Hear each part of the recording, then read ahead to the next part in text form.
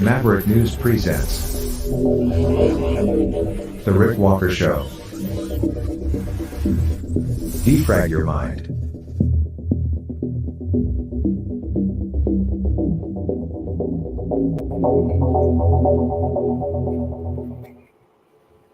Good evening, Maverick family. Welcome back to the Maverick News Channel. And a big hearty welcome to all new viewers from all around the world, because the world is watching and we appreciate it. Much to share with you tonight. But first up, the second part of our interview with documentary filmmaker Jeremy Pion-Belrin. Yesterday, we had a great interview with Jeremy. He talked about a documentary that he produced drawing attention to 4 murders, a cold case from Speedway, Indiana. He produced a special television program called Murders at the Burger Joint, and it has received international attention. It is being distributed on Investigation Discovery. You can stream it online through the Investigation Discovery website. And he has made a number of other, I'd say, revealing documentaries, not the least of which is another production that he was involved with called Bernie Blackout. And that forms the basis of our discussion this evening. This goes back to the time when Bernie Sanders was running to be president. And the documentary explores what happened to Bernie and essentially how the DNC cooked everything up to make sure that he didn't win, essentially. It also looks at media bias and media corruption. And with that in mind, I invited Jeremy to join me for a second part to our discussion, focusing on the upcoming 2024 presidential election. I wanted to get his thoughts and have him overlay his perspective, his unique points of view on media, the Democrat machine, the chances of RFK Jr. this time around. We'll get thoughts on where Donald Trump is at and whether it would be good for the country to have him reelected. And of course, his thoughts on Joe Biden, the sitting president. Jeremy brings different perspectives, a completely different ideological view to the table tonight than the one that I have, and I welcome that. I actually found quite a bit of common ground with Jeremy. I would say far more common ground than differences, and I was encouraged by that. In many respects, my conversation with him took me back to the before times when, yes, there was political disagreement, but not nearly the kind of polarization which I think is unhealthy today. The landscape was a little bit different politically, even just a few years ago. And it's my hope that through discussions like this, we can get back to those, I think, more stable, more sane times. So don't go away. We will have the news of the day. We're going to dig into a bunch of different stories. I have video of a road rage incident that is going to shock you and leave you breathless. Scary stuff happened in Canada. Hard to believe that this really went down, but the footage is incredible. We'll talk politics. We'll talk about a lot of stuff. Don't go away. I'll be right back after this.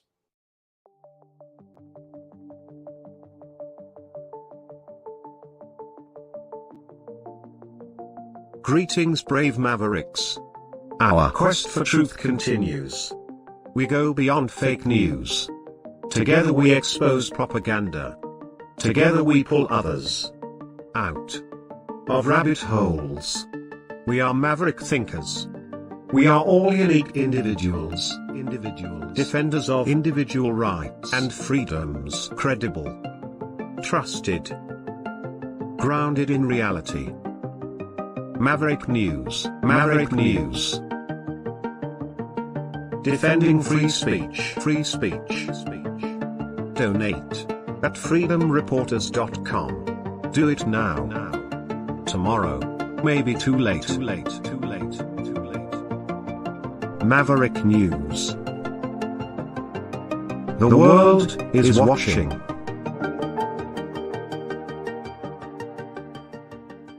Yeah.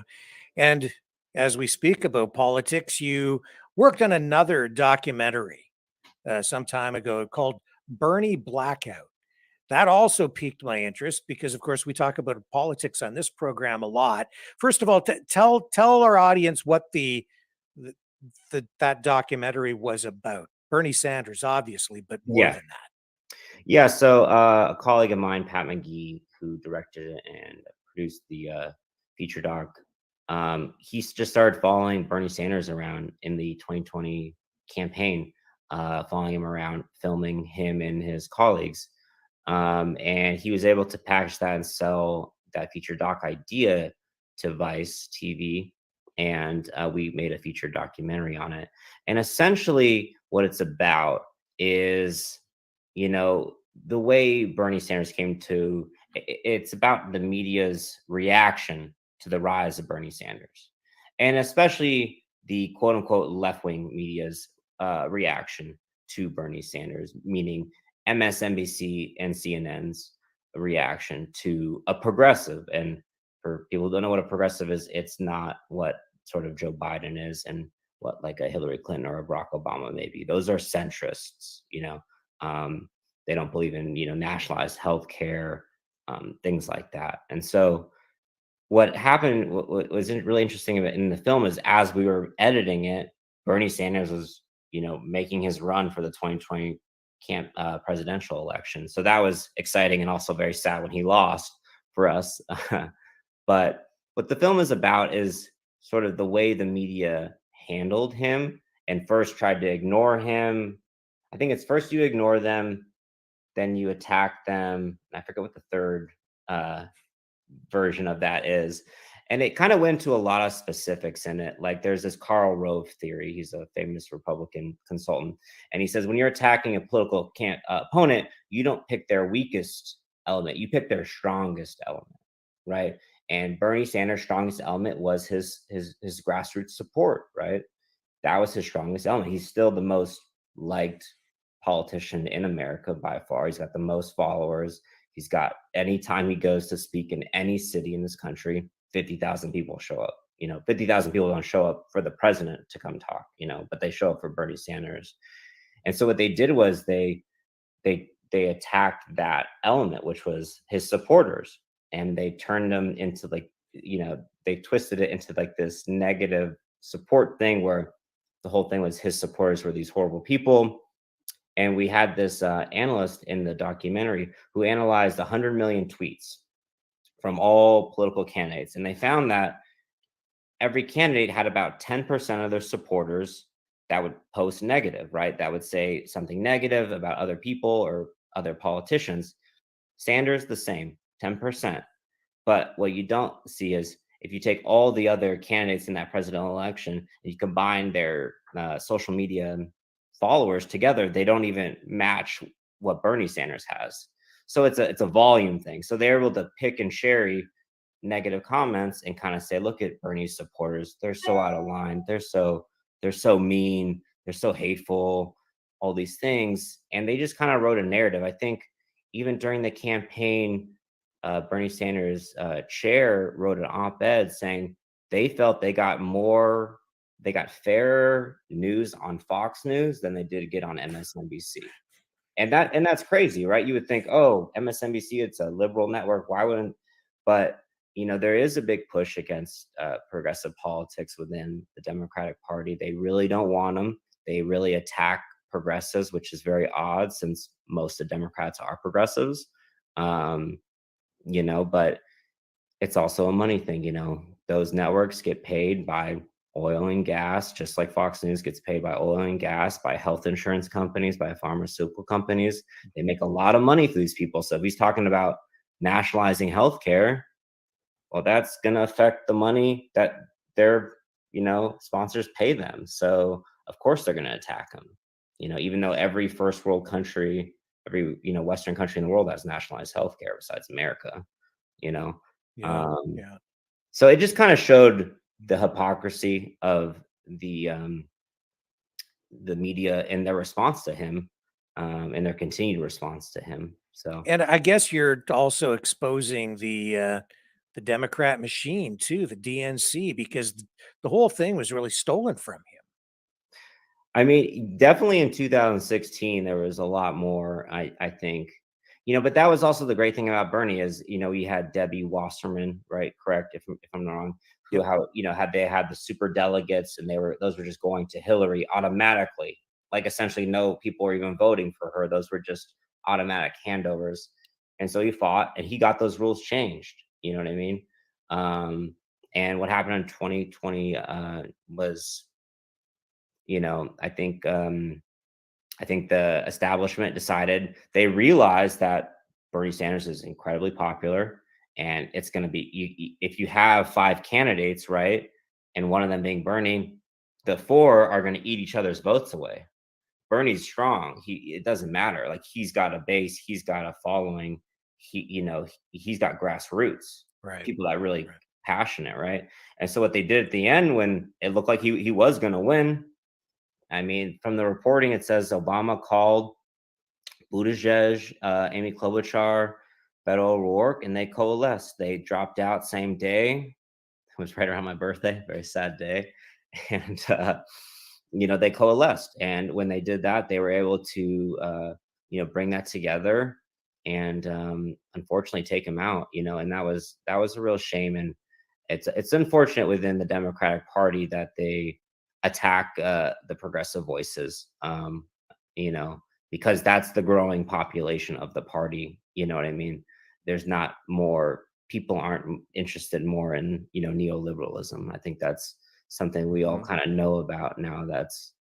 We don't want that. We want real change. We don't want fake change. We want to have healthcare. We want to have education. We want to take care of the environment. We don't want our kids to have to learn drills of how to not get shot in their schools.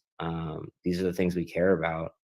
And, I think that message actually resonates with even conservatives, even independents. And I think they would always say, well, Bernie's too left, this left, right, whatever. It's his policies, his way of speaking, because the one thing he had that no other Democrat had was authenticity. You might hate everything that comes out of his mouth, but at least he's not full of it, right? Do you think it's fair to say that even though he's progressive, he's also there's also a populist element to the Bernie Sanders movement that sort of overlaps even into the Trump camp? I've seen sort of some of those supporters, when Bernie lost, it looked to me like a lot of those Bernie supporters actually went over to the Trump camp. I think it could be perceived that way to a degree, the populist angle. Um, I just think, yeah, I think at the end of the day, he had authenticity. Trump perceives to have authenticity, which I feel like he has zero of, but he had perceived authenticity. So that's where I think you could see some crossover possibly. And also, Bernie did really well in 2016, in the Midwest, in those working class communities where, like the LBJ Democrats and the Truman Democrats, that's where we were very strong with the working class community. And we've gotten away from that, unfortunately, into corporate politics. Now, in my opinion, 100% of the Republican Party is bought and sold by corporations. I would say 30 to 40% of the Democratic Party is bought and paid for by corporations. And him doing, not taking any money that, wasn't, from, only taking it from human beings, and I think that was the key. And I think there can be some crossover. And, someone described politics to me as a circle, right? It's not a straight line, not left over here, right over here. Right. If you go so far right, you'll end up left. If you go so far left, you'll end up right. And so it is I a agree with circle. that. Yeah. And you could draw connections from QAnon people to hyper liberal meditation people, and you saw that during COVID too, where those beliefs kind of, met in the middle to a degree. So I think there is some overlap, but I think fundamentally, if you're really talking about what Trump wants and what Bernie Sanders wants for our country, they are so far apart. They're not even close. And I think it's more of how they make you feel is what connects them more or less, not really what they're about. And you kind of touched on, I would say, branding or the way you're describing the type of Democrat that you have, an LBJ Democrat, Mhm. or, even if you want to talk about Trump, you've got MAGA Republicans. Mhm. Now we have these Kennedy Democrats. We have Mhm. RFK Jr. running. Mhm. Yeah. After having done all this work on that documentary, it gives you a unique perspective, I think, a deeper understanding. How do you see all of that playing out? Does RFK Jr.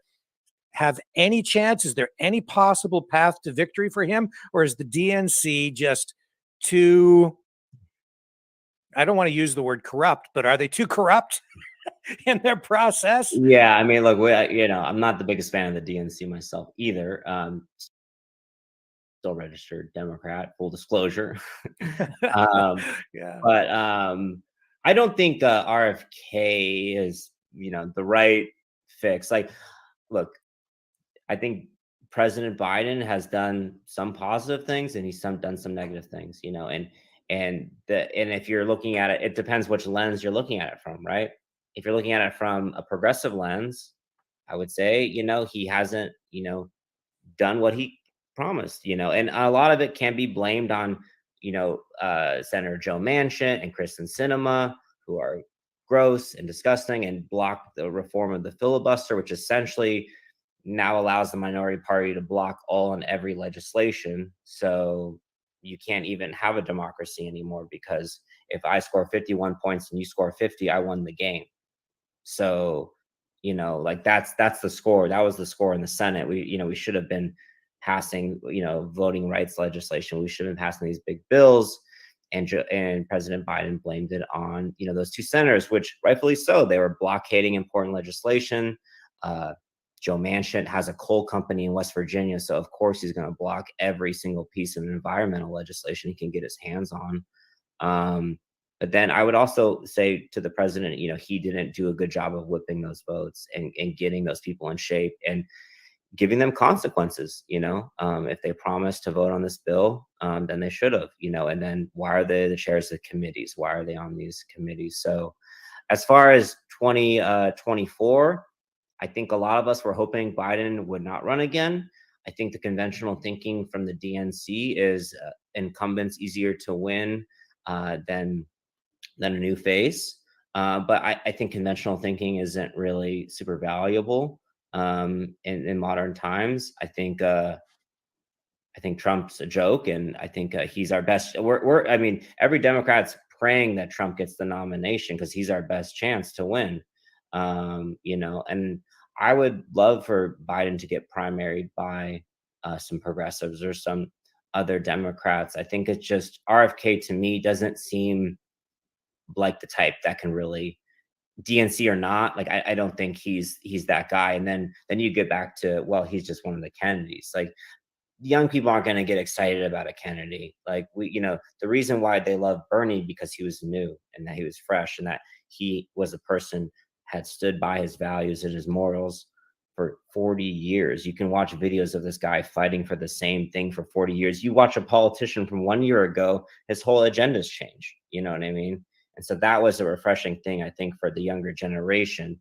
So I don't know. I think it's going to be a tough election for Biden. Not all of it his fault. Some of it his fault, And then from the conservative side, they act like he's, burning the world down. But our modern day Republican Party has no agenda. They have, they're a party that has one goal. It's to gain power and to keep their rich friends rich. That's it. They have no agenda. They don't pass laws. They don't have any bills they bring forward. The only things they bring forward are making abortion illegal and being mean to trans people. Those are the only bills they bring forward. They don't address socioeconomic issues. They don't address environmental issues. They don't address any issues of substance. They're smart politically, though. That's the thing, is they're very smart politically, and they control the conversation, and they can message very, very effectively to their base, and they can, get that message out. And so Biden, not a great communicator, not a great orator, and just, the age thing, unfortunately, is a problem, especially if, Ron DeSantis gets through. I mean, that'll be a 40-year age gap. And I know most Democrats do not like that matchup at all. I'll tell you that much. And Trump, I think he's still, he's lost 2 elections now. I think it'd still be tight, though. I don't think Biden would win by as much as he would have won as he won in 2020 if it's him against Trump. But as far as RFK, I don't know him enough. I've seen him speak.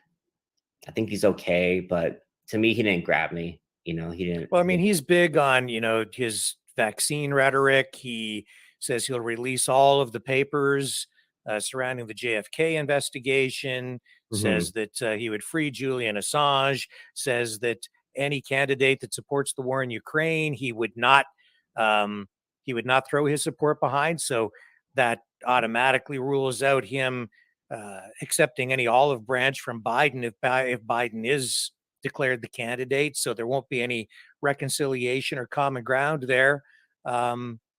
Is he actually in the Democrat camp now? Because we've heard some people say he should quit the DNC and go run as a Republican. Really? I didn't even hear that. I mean, the only 2 people I've heard of is him and Marianne Williamson running as far as challengers. But to me, they're not, they're not strong challengers. They're just not. And Bernie's fighting the age thing too, and he won't run against Biden because he's too locked into the party. He doesn't want to ruffle feathers. So you would need someone, maybe like a governor or somebody like that with some credibility to possibly come in. But I would love a strong primary, against Biden. I think he should get primaried. I think it'd be good for the party to primary him and not just let him walk right in for round 2. But we just need to find that candidate. I don't know who that person is yet. There's a lot of people I really like, but I'm just not sure anyone's got the guts to do it, because they're worried about the backlash. So I think if you were a governor, you'd be on a better playing field to do it instead of being in Congress, where I think the backlash would be more severe to actually primary him. But yeah, I mean, it's a scary election. What scares me the most, though, is this extreme polarization that I'm seeing on the political landscape. And there's so much emotion. We see Biden saying that the greatest threat to democracy and the country as white supremacists. Over here, you have you touched on people being mean to transgenders. So you've got this other sort of extreme Mhm, perspective and point of view. It seems like the two sides can no longer talk to each other. They mhm. speak entirely different languages. Are you Does that worry you? Because to me, that seems like an existential threat to the Yeah. country. Yeah, no, that's totally a huge concern, the polarization. Obviously, social media has been a huge issue with that, and data privacy, and that's a huge issue.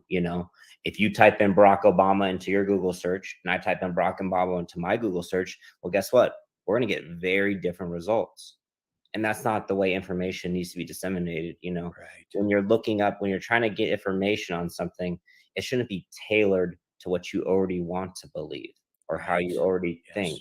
Yes. You just need to get the information, and you might not like it, and that's okay. you know but I think the issue is like face-to-face contact or having real conversations, because when I do this show Murder in the Heartland, I'm going to small town middle America all the time. I'm hanging out in police stations. I'm hanging out with people that are very different from me politically. But guess what? I have to make common ground with them. Guess what? I eat lunch with them. I break bread with them. I meet their families, and we find ways to connect. You know what I mean? And that's the most important thing, I think, for Americans. The only way you can break this cycle, it's not going to be on the phone. It's not going to be over the computer. It's going to be human to human interaction. Start to get to know people that are different from you, and stop shying away from it. You know what I mean? If they're, you know, different political parties, sit down, have a conversation. I've talked to many Republicans about guns, all kinds of hot button issues, but I love doing that, because when you're face to face with people, and you speak clearly, and without, hate, like kind of just like saying your view, but in a calm manner, you can kind of get somewhere. And actually, most of the time, when I have these discussions with people, we usually get to like a reasonable middle ground place at some point. We don't have to totally agree with each other, but we kind of get somewhere. And so I think if people can get out of their bubbles a bit more, I think that will help the polarization. But as you know, the media loves the polarization. Politics is like a football game in America. Red team versus the blue team. Who's going to win? Even the way the graphics and the marketing go, it's like it's a sports event, and that's how they treat it. And it's so far from that. These are people's lives, and we need to come together to make our country a better place, or it's just going to keep on the same cycle we're on, which is not a positive one. Oh, absolutely. I totally agree with you. You're speaking my language, even though we may not agree on everything. Yeah, yeah, But yeah. yeah, No, yeah. exactly. No, I think that's the key. And it's funny, is like, I live in California, in Los Angeles, and I didn't know this, but there was all when I started the show Murder in the Heartland, I didn't realize how many people disliked you if you were just from the state of California. In America, they don't like you because you're from California.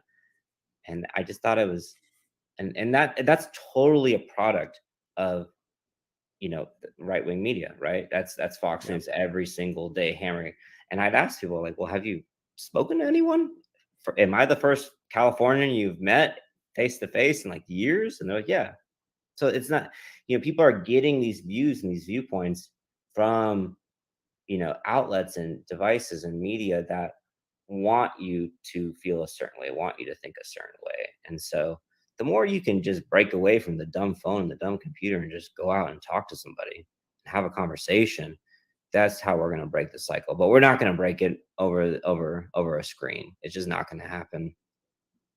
Yeah. I noticed this is way off Mhm. this topic, but Sure. I noticed that you also worked on a series called Autobiography. I think you were an editor on Yeah, that was a Motor Trend show that was about cool old cars and that. stories of old cars. I think one had to do with a murder, and one just old cool automotive stories. That was kind of fun. And obviously, cool cars are cool cars. So who doesn't want to, look at a cool car? Yeah, it looks like you had some movie cars in there. I think there was James Bond Lotus Esprit, the one that Yeah. went underwater and all of that stuff. So you kind of touched on all the iconic. Yeah, we cars. did one on Mulholland Drive, I believe. It was because they used to use it back in the 20s. People would just race on it. It was just like a dummy racetrack, and people would race on it. And there's so many cars that have fallen off the side that if you go on hikes down there, there'll be cars that have weeds in it and have been there for 50 years just because they had so many crashes back in the day. They couldn't even pull out half the amount of cars that flew off there. And the name of the show, Autobiography, Mhm. is important because the idea here was that every car has its own story. So Mhm. if these cars could talk, they would tell you one heck of a story. But Yeah. that's really what you've done, is you've given these cars a voice in that show. Yeah, totally. I think that's you said it perfectly. If these cars could talk, yeah, exactly, they would have a lot to say. But no, I think that's cool. I think learning about history through a different lens is always interesting. Whether it be an automotive thing or art or politics or whatever. Like you can learn a part of history through a lot of different ways, and I think that's the great thing about filmmaking. That's why I love my work, is that each project is a new challenge. It's a way to learn something new, and to kind of expand your mind, your horizons. So that's why I'm blessed to do what I do, and hopefully to continue to keep doing it. Well, we've touched on a lot of different subject matter here. It just shows the broad expanse of your experience and the projects you've worked on. And I'm so grateful for you joining us on the program today. Thank you, It's Rick. an Appreciate absolute it. privilege. Yeah. Yeah, Is, pleasure. is there anything else you'd like to add before we sign off today? Um, I will say one thing. Another 1 hour special I directed, which will be on the ID channel, Investigation Discovery, on June 27th, 8 p.m. Eastern, 8 p.m. Pacific Standard Time. It's called What Happened to Valentino Dixon. And it will also the next day be streaming on Discovery Plus and Max, which is AKA the new HBO. And that's just a great story of a man who was wrongfully convicted of murder and eventually got let out of prison 26 years later. He's an incredible human being, and got let out of prison essentially through his art, drawing golf courses, crazy enough. So I'm really proud of that work, that project, and I recommend you guys checking it out. So June 27th and 28th, it'll be available. Excellent. And do you have a website or social media? Where can people find you if they want to look you up? I have an out-of-date website, so find me on social media. It's sorted _ cilantro 24, SORTED cilantro 24, and that's because the name of my production company is Sorted Pictures. My favorite herb is cilantro, and my lucky number is 24. So. Excellent. Jeremy, thank you so much for joining us Okay. on the program. Thanks, Rick. All right. Folks, we'll be back right after this. Don't go away.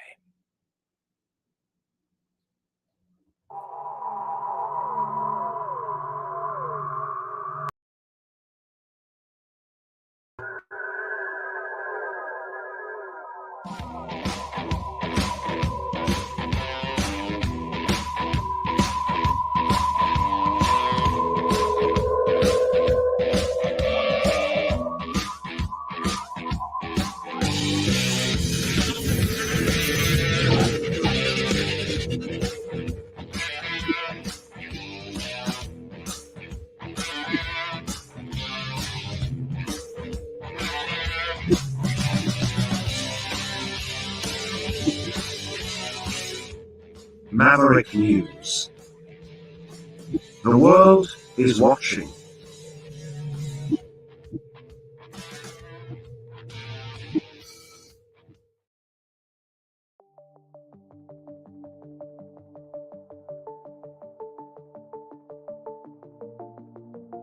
Greetings, brave Mavericks. Our quest for truth continues. We go beyond fake news. Together we expose propaganda. Together we pull others out of rabbit holes. We are maverick thinkers. We are all unique individuals, defenders of individual rights and freedoms, credible, Trusted. Grounded in reality. Maverick News. Maverick News. Defending free speech. Free speech. Donate at freedomreporters.com. Do it now. Tomorrow may be too late. Maverick News. The world is watching.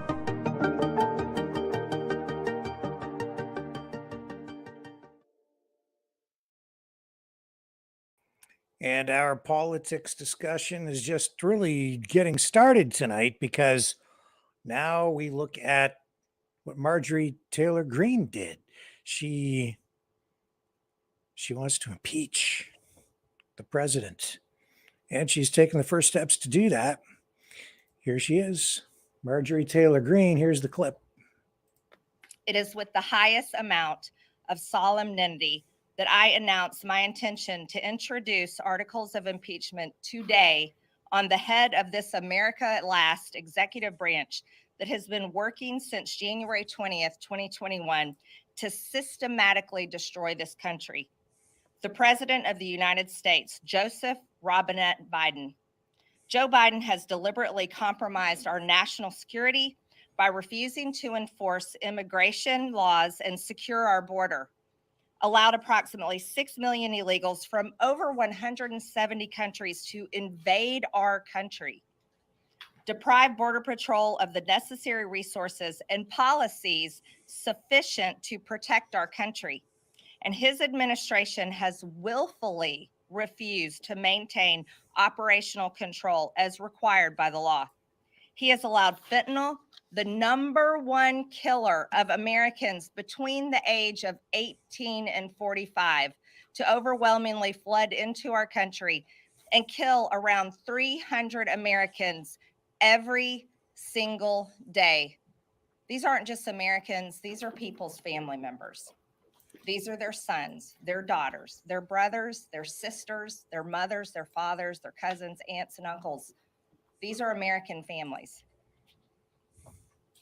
His administration has lost complete contact with approximately 85,000 unaccompanied illegal alien children. And his policies have forced tens of thousands of illegal children into slave labor. Where are these kids? No one even knows. It's horrible. Joe Biden has reinstated catastrophic and disastrous catch and release policies, which have allowed illegals to flood our country and our communities. He ended Remain in Mexico and reinstated catch and release. Under Biden's command, the Secretary of Homeland Security has illegally granted mass parole to aliens when U.S. federal law only permits parole to be granted on a specific case-by-case basis.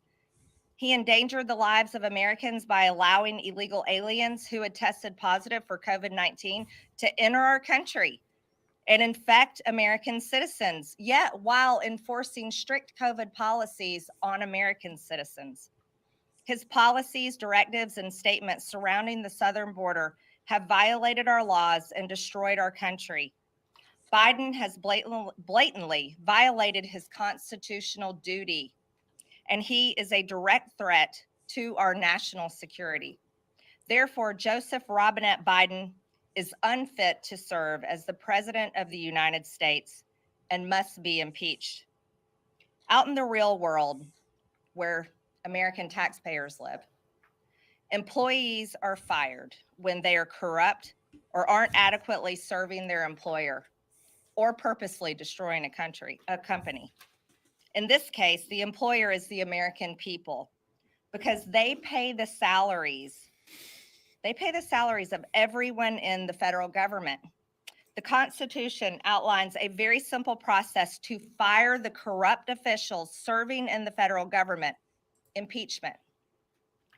Matthew Graves, Christopher Wray, Merrick Garland, Alejandro Mayorkas, and Joe Biden are all corrupt and unfit to hold office, and they all must be impeached. This concludes impeachment week.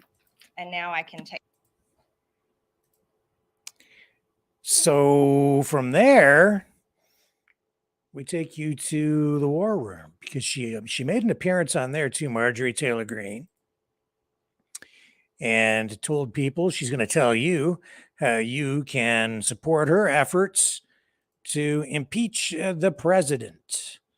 Here's the clip. Need help. I really need help from you all at home, and I really need you to join the impeachment team. And you can do that by going to impeachmentteam.com. You can be a citizen co-sponsor. Join the impeachment team, impeachmentteam.com, and you can help me move the conference. They need to hear your voice. What do you mean a co-sponsor? This is great. What do you mean a co-sponsor? They go there, they can sign up and become a co-sponsor? They can sign on to these articles of impeachment as a citizen. It's a petition. Sign your name on there, and then we will have more things for you to do. Call my colleagues. Call them. Don't yell at them. They don't need to be yelled at. Just inform them. We support Marjorie Taylor Greene's articles of impeachment to end the weaponization of government. We're fed up with it. Call in and say we support, and here's a new one. I'm going to Congress in just a few minutes because we've been called to vote. As soon as I finish voting, I will be dropping articles of impeachment on Secretary Mayorkas because our border is being invaded. It is being invaded with all types of people from countries all over the world.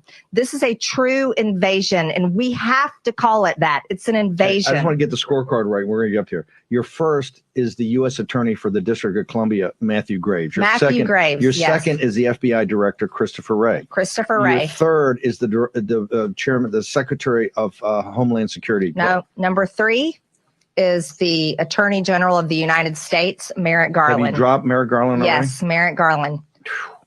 And 4 is Mayorkas? Number 4 is Mayorkas.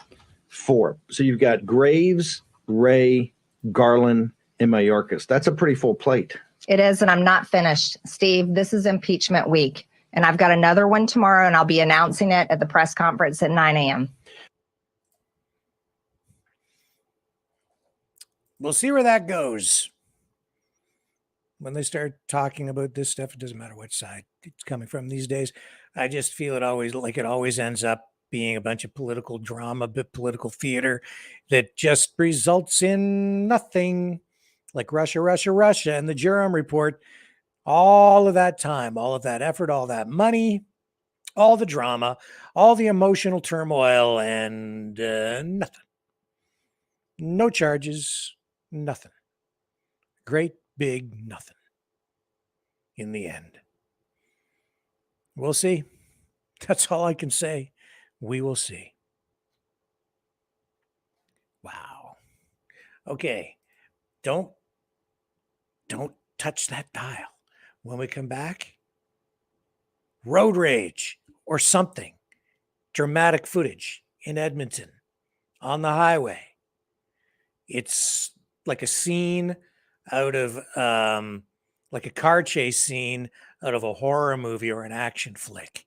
It's Hollywood blockbuster stuff, but it's real.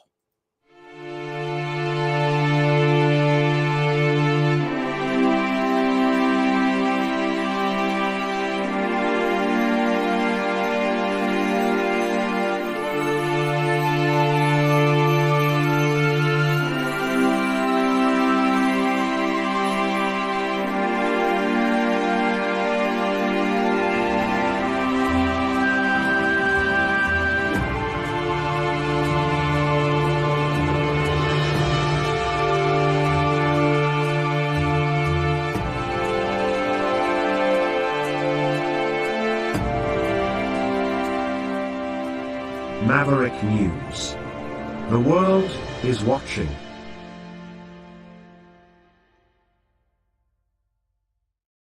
So I don't know if you've seen this footage. It has gone viral.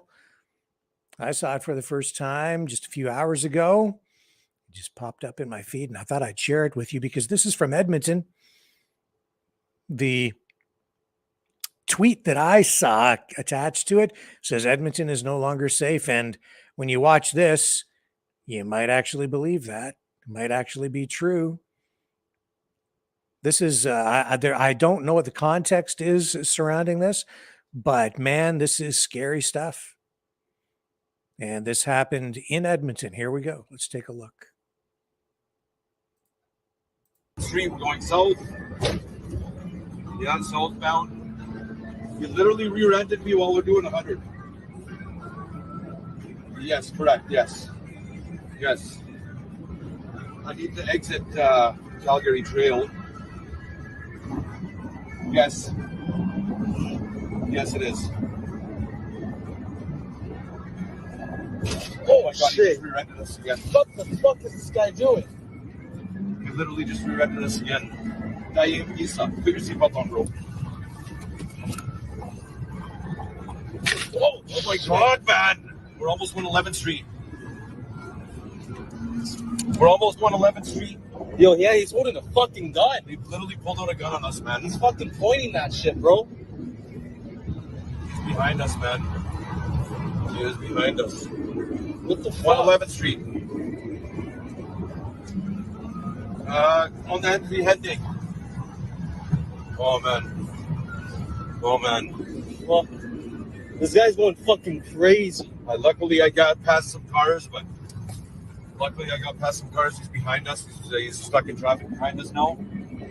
But like, oh man, what the fuck, man? Where did this guy come from? What? I don't. No, I don't see him. He's coming. He's fucking coming. Is he really? Yeah, he's back. He's back? Yeah. I don't know, man. I don't see him. He's coming in hot. He's right fucking. He's dead behind us, bro. There's another highway patrol officer there. And that's where it ends. Wow. That'd rattle anybody. That is scary.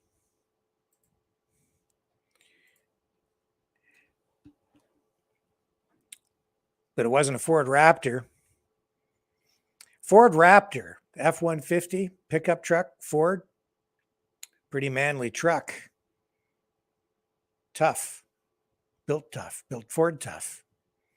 Built with a twin turbo V6 engine, pumping out 450 horsepower.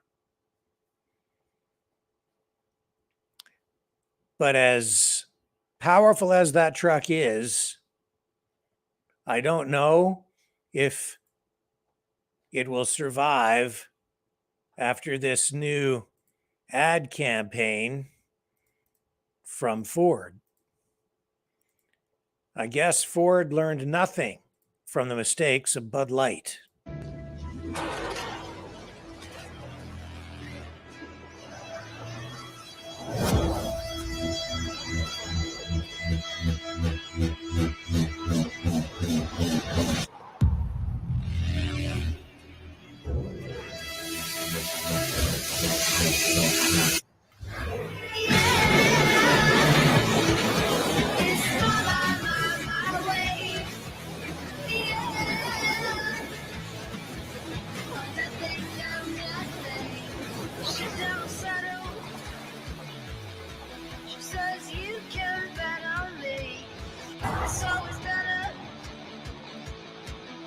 She gets just what she needs.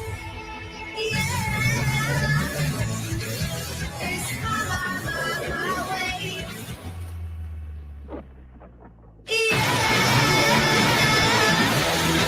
Nothing, no, nothing. It's my way. Marketing. Everything is different today. The world, certainly a lot different. Bud Light still suffering as a result of that disastrous ad campaign. Speaking of disasters, the wildfire situation continues to leave many people displaced, thousands. I think the last count was 18,500 people displaced in the province of Alberta because of those wildfires. People evacuated from various neighborhoods. We have this update now for you from Alberta. Let me get it queued up. I know there's a lot of interest out there, a lot of concern, people on pins and needles tonight for sure.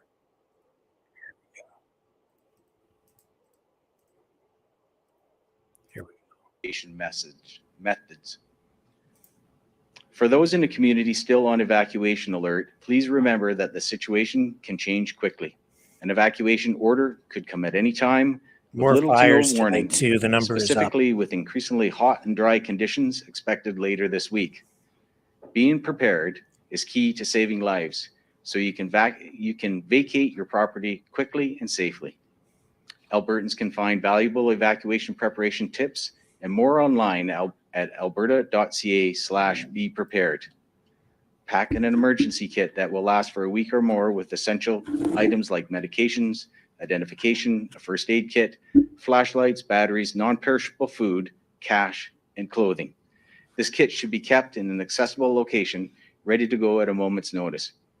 We also urge people to have a plan to stay in touch with loved ones, as well as having a plan for their pets. Alberta SPCA peace officers can assist with pets and can be reached at 1-800-455-9003. Evacuated farmers and ranchers should call the Wildfire Resource Line at 310-4455 with questions regarding livestock. Finally, I want to remind evacuees that we do have a nightly telephone town hall they can join. The call begins at 7:30 p.m. and provides an opportunity to get information on many topics like evacuation payments, insurance coverage, and other supports for evacuees. Government staff and community partners and agencies are on the call to answer questions. If you miss the live town halls, you can always listen to the recordings afterward. They are available online at alberta.ca. Anyone can join the town hall by calling 1-833-380-0691. Thank you, and I would now like to turn things over to Christy from Alberta Wildfire for more information on the provincial wildfire situation.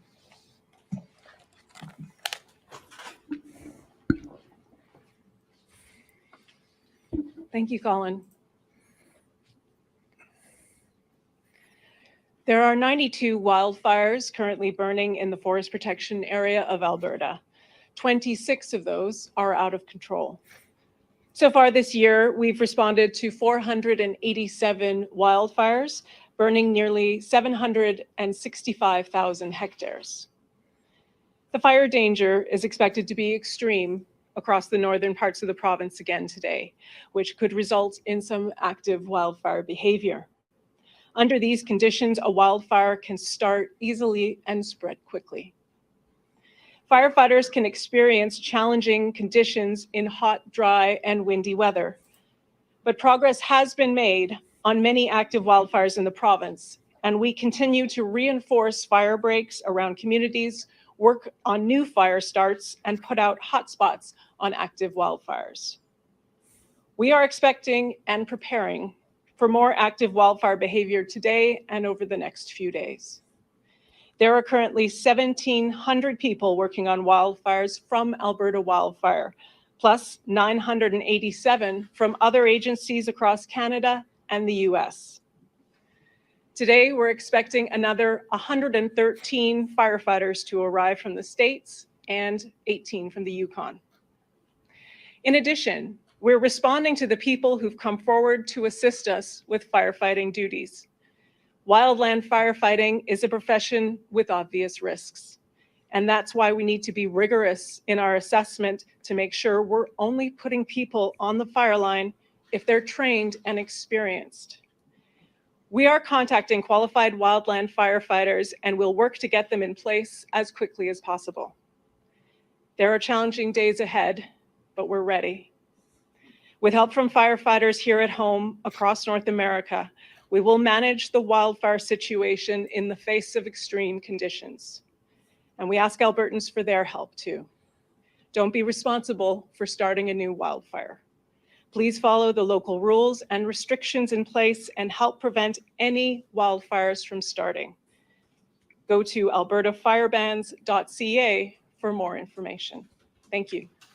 All right, before we get to questions, Minister Lowen is just going to reread a list from his speaking notes because we realized we had some audio issues on the live stream. So we'll invite Minister Lowen back up. Yeah, so just wanted to reiterate the provincial parks and recreation areas and campgrounds where the fire danger is high that will be closed for this weekend.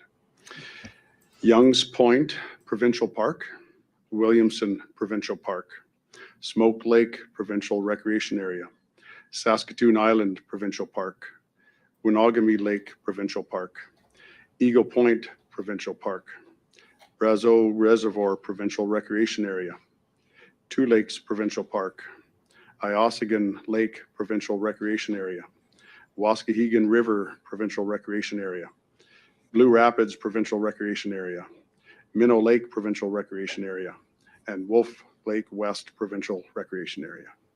Perfect. Thanks, Minister. Before we get to questions, I'd like to remind everyone on the line that this is an update regarding the ongoing Alberta wildfires and the provincial state of emergency. During the election period, government communications are limited. These limitations are outlined in the Elections Communications Policy, which is available at alberta.ca/news. As a result, Minister Lowen and the officials present will only be able to answer questions related to the ongoing wildfire situation. In addition to our speakers, we have Shane Schreiber and Heather Von Hoff from Alberta Forestry Parks and Tourism, who are available to answer technical questions. When asking questions, please state your name and outlet. Each reporter will have one question and one follow-up. And seeing that we have no one in the room, we're going to go to the line. So operator, please put through the first caller. Thank you. Emily Mertz, Global News. Thanks for taking the question. 765,000 hectares seems like an awful lot. I know it's gone up significantly from probably about 10 days ago, even when it was around 400 something. Ms. Tucker, can you provide a context for that amount of area destroyed already this season? Yeah, absolutely. I mean, when we look over the averages of what we would have seen burned at this time of year on an average wildfire season, the number is significantly less. We have seen extraordinary numbers. The fires and the conditions that we saw at the end of April, beginning of May, have led to a significant amount of area burned here in the province, far more than we would have on an average season, and extraordinarily through many parts of the province instead of focused on just one or two large-scale wildfires. So it has been said before, but this really does bring home the fact that it has been an extraordinary season. As we're heading into the May long weekend, that is traditionally the time when we start to see wildfires on a larger scale because of people out and about in recreation areas. We see more human-caused fires traditionally at that time of year.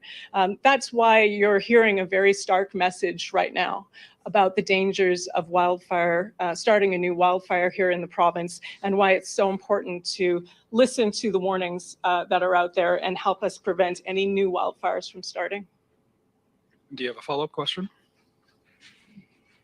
I do, thank you. Yeah, so you just said the term extraordinary, and we've heard unprecedented, and so obviously that's in terms of the hectares burned, the early onset. Are there any other factors that are leading to this unprecedented term being used, or the extraordinary? Is it the amount of firefighters needed? Is it communities being evacuated? Are there any other factors that lead it to be so unprecedented? With the size of the fires that we've already seen double what we would average, the number of fires that we would see on an average season. So we have seen more fires in number and significantly more area burned than we would see on average. We've seen unusual conditions. We've seen unusual numbers of firefighters needed. We are testing the record book on almost every measure. There are a lot of things that are different about this year, and that's why we have to take extraordinary measures to bring in extra help in order to keep the situation under control.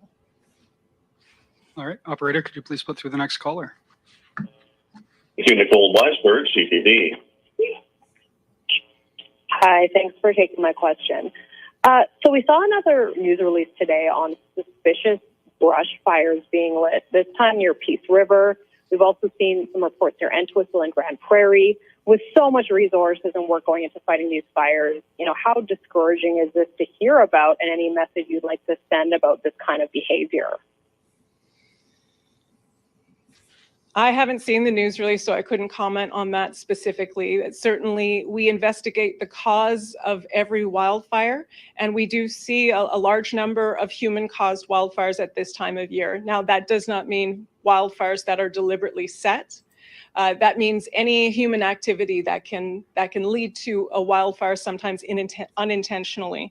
So it certainly is something that I know all Albertans would feel strongly about if they heard that people were deliberately setting wildfires, but we certainly investigate to ensure the cause so that we can use that information in the future. Do you have a follow-up question? Yes, I wanted to ask about the volunteer firefighters. So I was just hoping you could clarify that these volunteer firefighters will not be compensated, and what kind of shifts would they be working? All firefighters that are hired by Alberta Wildfire would be compensated because they would be trained and specialized wildland firefighters. We would treat them as we would any of our firefighters on the ground. They would be working the same shifts, and we'd be putting their skills to use as we would with any of our Alberta firefighters. I think the minister's coming up, Christy. Thank you. Yeah, just in addition to the previous announcement we had, where we will be compensating the municipalities for their volunteer firefighting teams that have been out on the landscape fighting fires. So we are compensating these volunteers. A lot of the municipalities compensate their volunteers with a per diem when they're out on fires, and we want to make sure that they're encouraged to be there and be there helping out, knowing full well that they're taking time off their jobs and away from their families. So we want to make sure that they are encouraged to be there and help us with this situation that we're in. Great. And operator, do we have any more callers on the line? There are no additional callers in the queue today. All right. With that, that'll conclude today's media availability. Please note a media situation report will be distributed later today, and there'll be another update tomorrow at 3 p.m. There you have it. Situation out west. And let's just take a look at the Alberta wildfire dashboard. We'll get you the most up-to-date information, which you just heard, but I'll show you the numbers. This is right up to the minute. Alberta wildfire dashboard, 92 active wildfires. The red ones are considered out of control. 1, 2, 3, 4, 5, 6, 7, 8, 9, 10, 11, 12, 13, 14, 15, 16, 17, 19, 20, 21, 22, 30, 31, 32, 36, 7, 38, 39. So I'm counting about 39 that are out of control. That's up considerably from yesterday. We've seen at least one of the fires, the major fires, sort of join with another fire to make one really, really big one. And the yellow fires are being held. They're not considered likely to get worse or grow beyond the boundaries that have been set up. And the green fires in the legend there indicate those are under control. So up, I think we were at 89 yesterday. So 3 new ones today. And as you just heard, some of those fires are much larger than normal or than they would anticipate during this wildfire season. And again, if you receive an evacuation order, I think you would be well advised to listen to it. The government, the emergency workers, the first responders, the firefighters, police, they are working to keep people safe. Of that, I have no doubt. And I think they are doing their very best in very trying conditions. A lot of speculation out there tonight still, a lot of rumors, a lot of, I would say, bad advice being thrown around. That's my opinion. What we want to do is keep people safe. That's the first priority. Make sure that nobody gets caught behind a fire line in a place where they can't escape, where their safety is placed in jeopardy, where lives could be lost. And it looks like entire communities, neighborhoods could be burned because some of these fires are still out of control. But again, if they're advising you to leave, just get what you can take. This is my advice. Listen to the officials who have been tasked with the responsibility of keeping people safe. Now, also, there's all this talk. I've been getting it since yesterday on my phone, in my emails, about the military out there. Yeah, there is military out there. I'm hearing phrases from online streamers, a few, who say Alberta is under attack. And they're sort of pointing at the military, suggesting in some way that maybe they're involved, the Canadian military. I can only tell you this, I'm not there on the ground, but in a situation like this, it is proper and common for the federal government and the province even, but for the federal government to provide military troops to come in an emergency situation like this and provide support. So what would those troops be used for? They're in neighborhoods or in areas trying to prevent looting, riots, from having entire communities turn into a disrupted, chaotic situation. They're there to provide security, and they are there to assist firefighters and other emergency personnel. I'm also hearing all these stories about military with blue stripes, and people are speculating that they're foreign troops. Well, I don't know that that kind of talk is helpful. There's been no information coming forth from any of those people making those statements that in any way does this indicate anything nefarious. Now, if somebody has some proof of something, bring it on. But until then, what value is there in getting people more upset than they already are? Because I'm not seeing it. I see no evidence at this point that foreign troops are on the ground in Alberta because the entire province or whatever is under attack.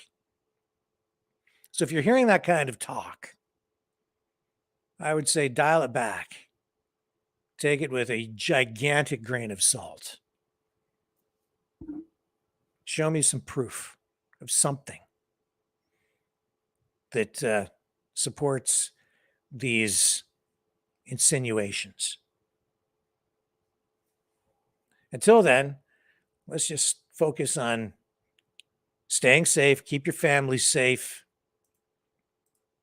follow the directions of people who have been given the job of keeping you safe. That's what they're there for. And yeah, I mean, they're using as many volunteers as they can get their hands on.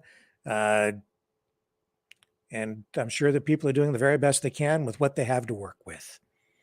We'll see how things roll out over the next week or so. Obviously, these fires are not going to be put out overnight. We're going to be dealing with this for some time. And our thoughts, concerns, and of course, our prayers are with all the families, all the people out there in Western Canada who have been displaced and others who are in jeopardy, have their property in jeopardy tonight. But hey, you can't replace a human life. So be smart, stay safe. Now, speaking also of misinformation, disinformation, call it what you want. I might even call it a lie. I addressed this yesterday again. Bill S-233. It's just this, there's an old saying, right? A lie will get halfway around the world before the truth gets its boots on. Let me show you what some people are tweeting again tonight about this. Here's Theo Fleury. Now, I know, a lot of you think that he's like a freedom hero or whatever. Maybe he is. Maybe he's just making a mistake. Or I don't know. I don't know what's motivating this other than, oh, I saw something and I'm gonna comment on it and retweet it without researching it. Or maybe people know and they don't care what the truth is. But here he is tweeting like a bunch of other social media influencers on the freedom side saying, oppose Bill S-233. CPP, that's Canada Pension Plan, employment insurance, OAS to unvaxxed Canadians. So he says, Senate is about to pass the third reading of the bill, which will ban payments of CPP, EI, OAS to unvaxxed Canadians. Exclamation point ×3. Share this widely, of course, but we need to figure out other things to do to stop this. And here's the original tweet. Bill S-233 is currently waiting for third reading in the Senate. If passed, it will be made law, which means if you are not vaccinated, you will not receive EI, CPP, OHS, social services, or pension that you paid into. This is part of the new social bank credit system. Also, C-273 is aimed at seniors who are not vaccinated. Even if they can't for any reason, they will not receive any benefits that they worked all their lives for. Copy and paste all the Senate emails, plus add your local MP and send one broadcast email. The government is trying to sneak this in while folks are distracted with the Ukraine situation. People need to immediately write their local federal MP and all the Senate members a broadcast email. That has been seen by 98,500 people. It's been liked 1,394 times, bookmarked 75 times, and has been retweeted 1,101 times. And it's not true. I don't know if it's halfway around the world, but that's got to be pretty darn close. And that's the result of just him posting, reposting, retweeting, commenting. Now, let's give him the benefit of the doubt and suggest that maybe he just didn't take the time to read Bill S-233, which I have. And I brought it up here on the program the other night. And I didn't read the whole bill, but let's go over it, shall we? It's not very long. It's not a long read. It's not hard to digest. I'm just trying to show you the truth.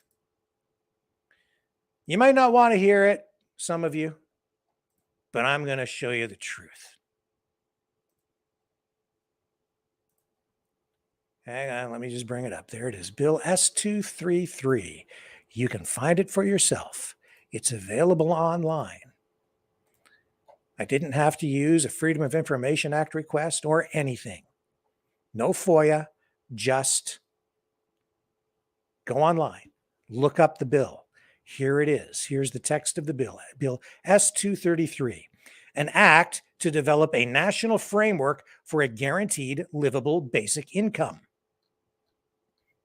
Yes, it has gone through second reading. It is third reading is pending in the Senate. What is it? Well, here's the preamble. It's an act to develop a national framework for a guaranteed livable basic income. Whereas every person should have access to a livable basic income. Whereas the provision of a guaranteed livable basic income would go a long way toward eradicating poverty and improving income equality, health conditions, and educational outcomes. Whereas the provision of a guaranteed livable basic income would benefit individuals, families, and communities and protect those who are made most vulnerable in society while facilitating the transition to an economy that responds to the climate crisis and other current major challenges. And whereas a guaranteed livable basic income program implemented through a national framework would ensure the respect, dignity, and security of all persons in Canada. Now, therefore, Her Majesty, His Majesty now, by and with the advice and consent of the Senate and House of Commons of Canada, enacts the following. Short title, this act may be cited as the National Framework for a Guaranteed Livable Basic Income Act. Interpretation, definitions. Indigenous governing body means a council, government, or other entity that is authorized to act on behalf of an Indigenous group, community, or people that holds rights recognized and affirmed by Section 35 of the Constitution Act 1982. National Framework, Development. Section 3.1, the minister must develop a national framework for the implementation of a guaranteed livable basic income program throughout Canada for any person over the age of 17, including temporary workers, permanent residents, and refugee claimants. Consultation. Section 2. In developing the framework, the minister must consult with the Minister of Health. The minister is responsible for employment, social development, and disability. Representatives of the provincial governments responsible for health, disability, education, and social development, Indigenous elders, Indigenous governing bodies, and other relevant stakeholders, including policy developers and political decision makers, as well as experts in other guaranteed livable basic income programs. Content. The framework must include measures, A, to determine what constitutes a livable basic income for each region in Canada, taking into account the goods and services that are necessary to ensure that individuals can lead a dignified and healthy life, as well as the cost of those goods and services in accessible markets. B, to create national standards for health and social supports that complement a guaranteed basic income program and guide the implementation of such a program in every province. C, to ensure that participation in education, training, or the labor market is not required in order to qualify for a guaranteed livable basic income. And D, to ensure that the implementation of a guaranteed livable basic income program does not result in a decrease in services or benefits meant to meet an individual's exceptional needs related to health or disability. Reports to Parliament, tabling a framework. 4. Section 1. Within 1 year after the day on which this act comes into force, the minister must prepare a report setting out the framework, including any social, health, and economic conclusions and recommendations related to its development, and cause the report to be tabled in each House of Parliament on any of the first 15 days on which that House is sitting after the report is completed. Publication. Section 2. The minister must publish the report on the website of the Department of Finance within 10 days after the report has been tabled in both houses of Parliament. Report. 5. Within 2 years after the report referred to in Section 4 has been tabled in both houses of Parliament, and every year after that, the minister must, in consultation with the parties referred to in subsection 3, subsection 2, undertake a review of the effectiveness of the framework, prepare a report setting up the social, health, and economic findings and recommendations related to the implementation and effectiveness of the framework, and cause the report to be tabled in each House of Parliament on any of the first 15 days on which that House is sitting after it is completed. That is the text of the bill.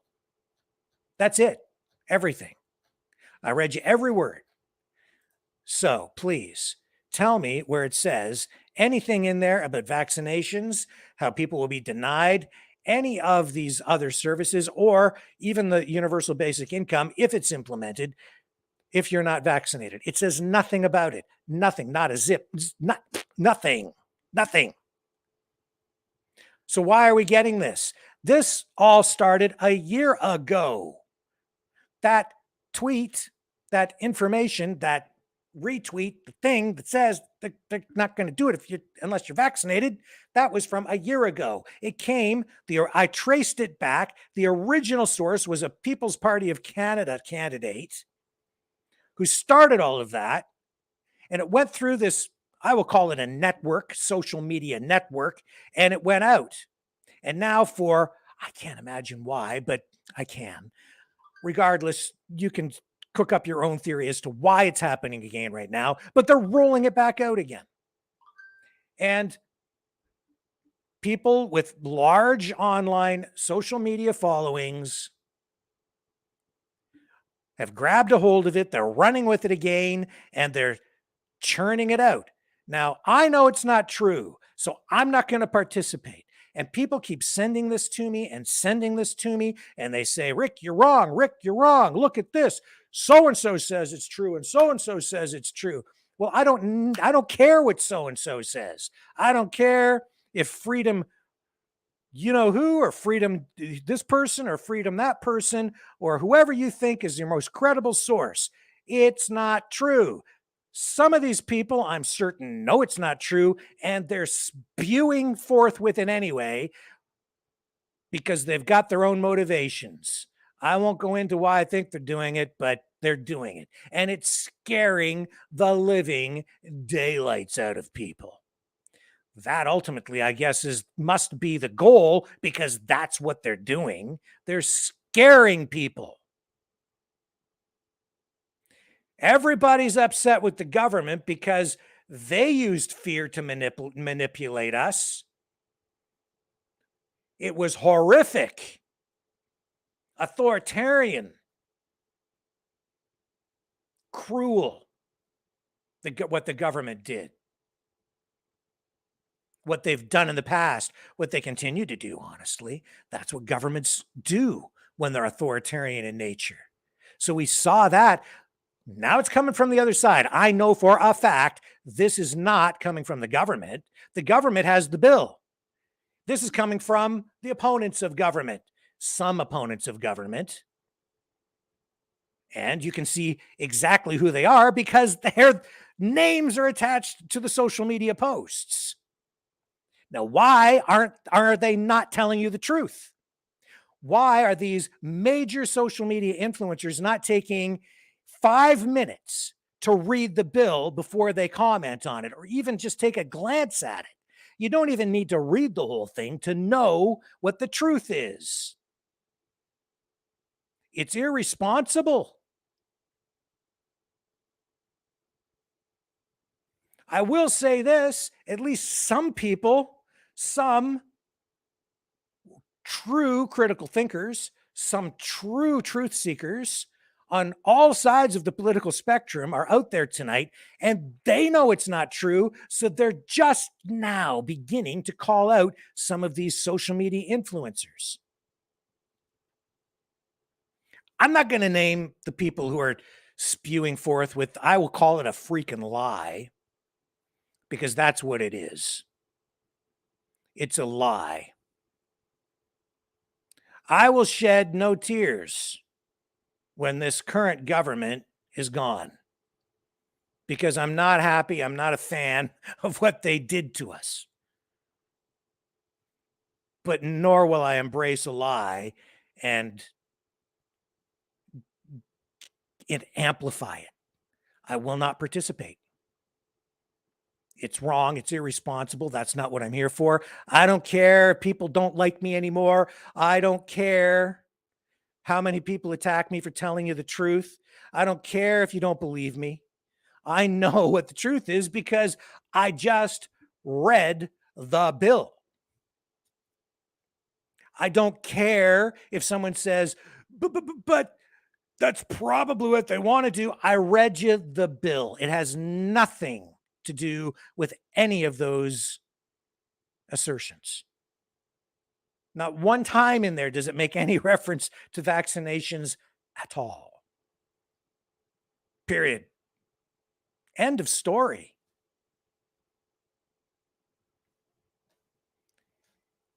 I'm tired of it. What are we fighting for? That's what I want to know. I'm fighting for free speech. I'm fighting for truth. We'll never get freedom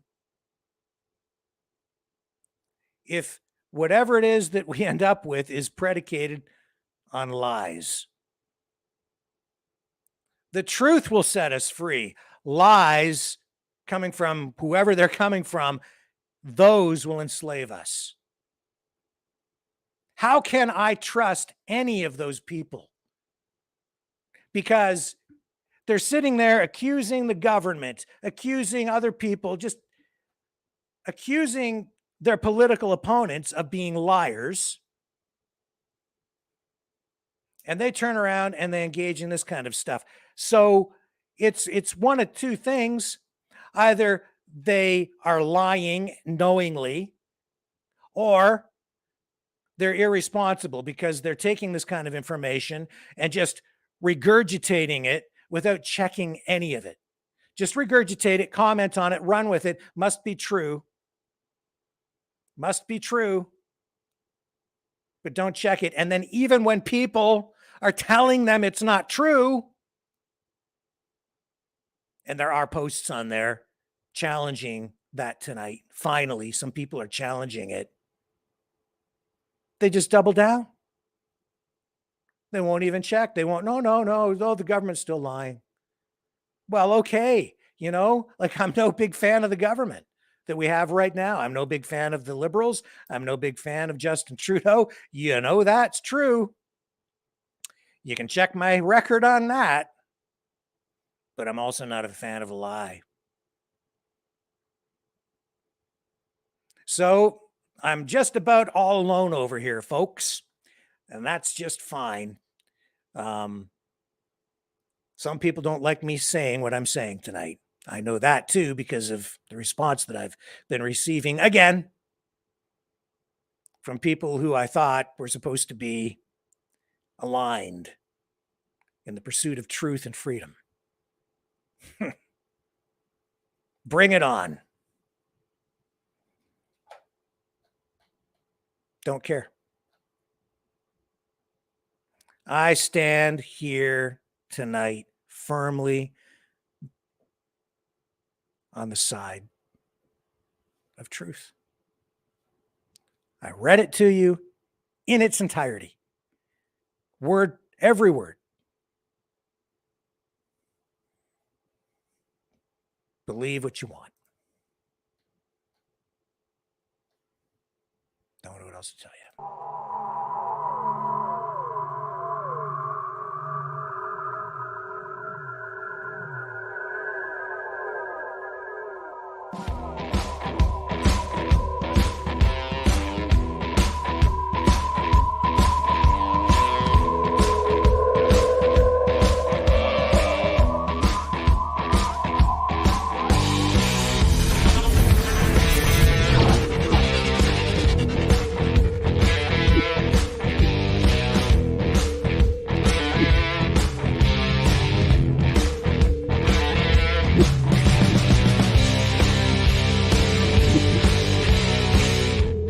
Maverick News.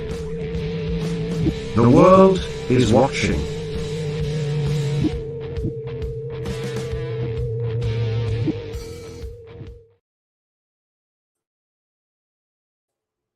And I should say, you know, I'm just reading the comments and, you know, Leo, you are right. I know I'm not alone. And I know that I do have support from you guys in this community. You are awesome. I have to say that. Obviously, not everybody in a community agrees with everything all the time, and that's okay. And I do appreciate everybody who's sticking around and not abandoning this broadcast just because I read the bill and exposed the truth. So thanks. I do appreciate it. I do appreciate it. All right. Well, I gather my thoughts here for a moment. Let's just run this and I'll be back with more stuff. Hang on.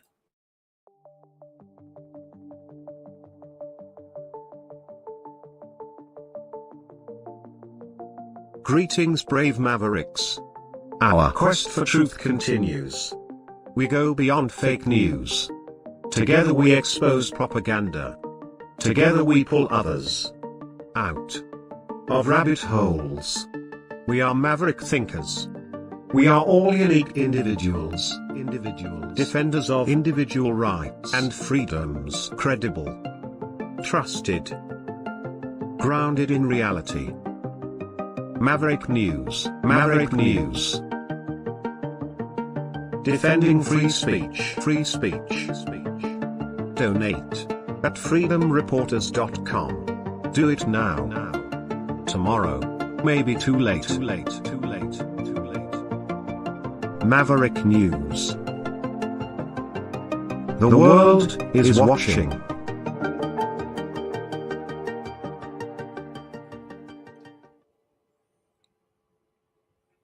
There was an open letter published in the New York Times. I think it was yesterday or the day before. Either way, it doesn't matter. What matters is the fact that people, credible people, are calling the war in Ukraine an unmitigated disaster. Here's more on that. This is a media reaction to it in responsible statecraft, as highlighted today by Robert F. Kennedy Jr., which drew my attention to this particular article. I thought I'd share this with you. I think that it's revealing and provides valuable perspective. National security experts, war in Ukraine is an unmitigated disaster. Signers say the conflict will be our undoing if we don't dedicate ourselves to forging a diplomatic settlement that stops the killing. So this was written by Blaise Malley, and it says here an open letter calling for a swift diplomatic end to the war in Ukraine was published Tuesday, so it was 2 days ago, in the New York Times. 14 signatures consisted mostly of former U.S. military officers and other national security officials, including Jack Matlock, Washington's former ambassador to the Soviet Union, Ann Wright, a retired U.S. Army colonel and former diplomat, Matthew Ho, former Marine Corps officer and State Department official, and retired Colonel Lawrence Wilkerson, who served as Secretary of State and Colin Powell's Chief of Staff. Many are longtime critics of U.S. foreign policy and post-9/11 war policies. The letter calls the war, again, quote, an unmitigated disaster, and it cautions that future devastation could be exponentially greater as nuclear powers creep ever closer toward open war. So while condemning Vladimir Putin's criminal invasion and occupation, in quotation marks, the letter, which notes the serial invasions of Russia by foreign adversaries, encourages readers to understand the war through Russia's eyes. Again, in a quotation, it says, in diplomacy, one must attempt to see with strategic empathy, seeking to understand one's adversaries. This is not weakness, it is wisdom. Since 2007, Russia has repeatedly warned that NATO's armed forces on Russian borders were intolerable, just as Russian forces in Mexico or Canada would be intolerable to the U.S. now, or as Soviet missiles in Cuba were in 1962. The letter reads, Russia further singled out NATO expansion into Ukraine as especially provocative. We've been saying that from day one right here, as have many others.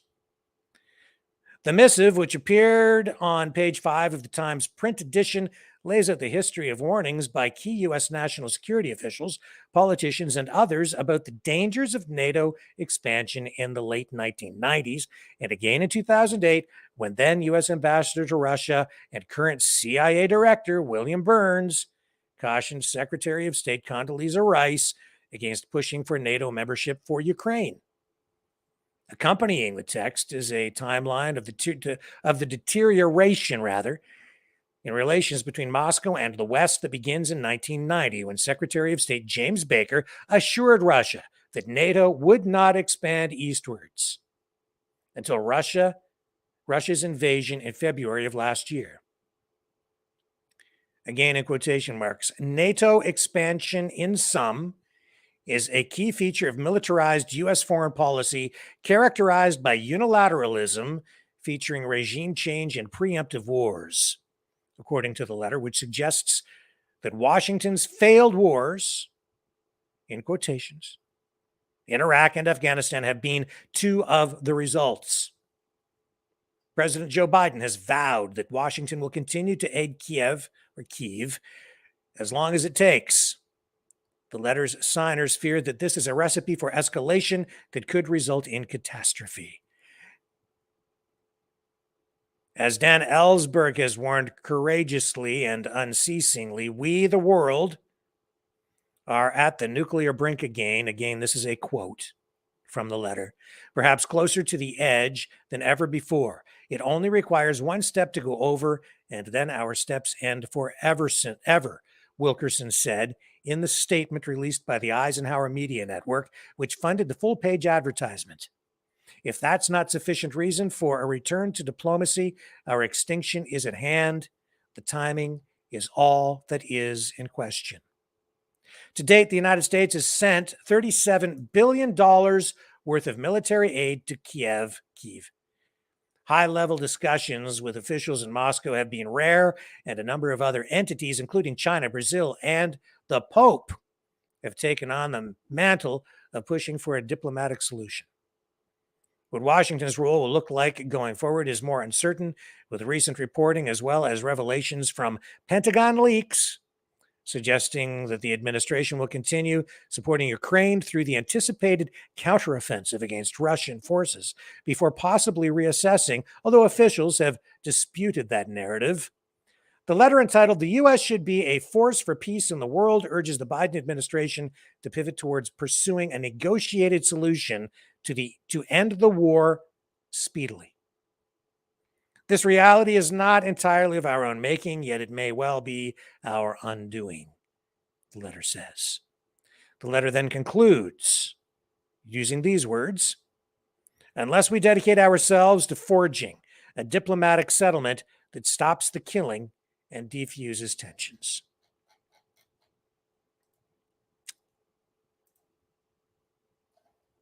An unmitigated disaster. I don't think it could be stated any clearer. Back to Canada now for a moment, and a look at Maxime Bernier's run in a by-election in Manitoba in Portage-Lisgar. Just a brief comment. He announced his candidacy out there. He's from Quebec, right? He speaks French. He's the leader of the People's Party of Canada. And he is saying that it is going to be, in that riding, a two-candidate race, essentially, between himself and a fake conservative, as he describes the situation, which I totally understand. But I did want to just touch on it. We did run his announcement the other night in full, beginning to end. But he is facing, I think, a tougher battle out there than anyone really realizes. Well, than a lot of people realize. I think some people understand. Let me just find my notes. So, it's not really clear whether the people in Portage-Lisgar will embrace him or not. That riding was chosen by the PPC and Maxime Bernier because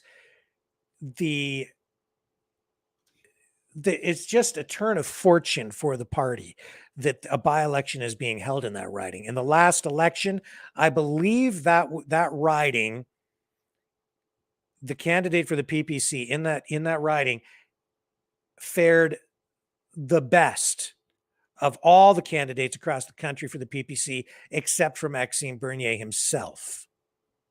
I believe they managed to accumulate somewhere around 20 or 21% of the vote, but still lost to the Conservative Party of Canada candidate in that riding at the time.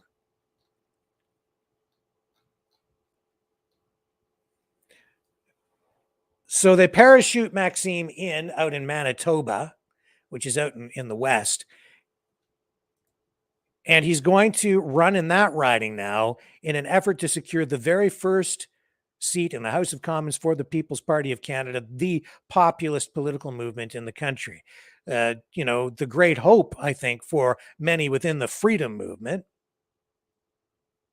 But will he be successful? He's got an uphill battle, in my estimation, because he is facing a conservative that I don't think people realize is very, very strong. He was the campaign manager in the last election, and he's organized. He has a strong base of support. And more than that, his support is drawing from the same base of support, honestly, that Maxime Bernier will be drawing support from.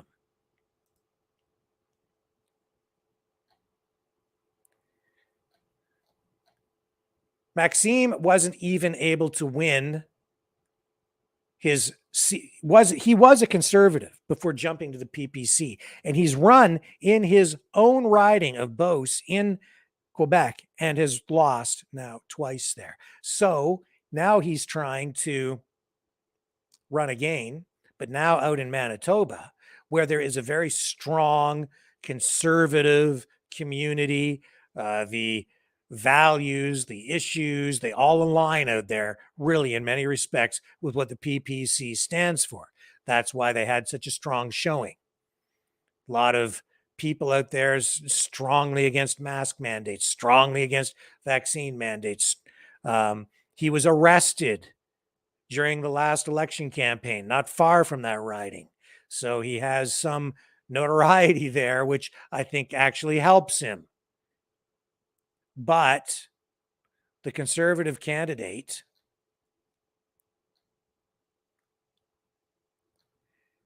is also a freedom fighter. That is going to make it very difficult for Maxime Bernier because he has the conservative machine behind him. He has strong support. He has organization, and he has street cred even within supporters of the PPC, because this conservative candidate was out organizing freedom rallies himself during the pandemic.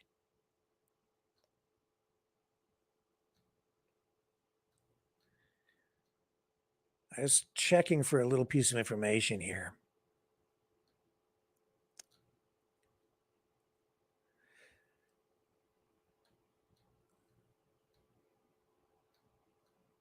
So the candidate out there, and let me just check here because I sent a message out to them.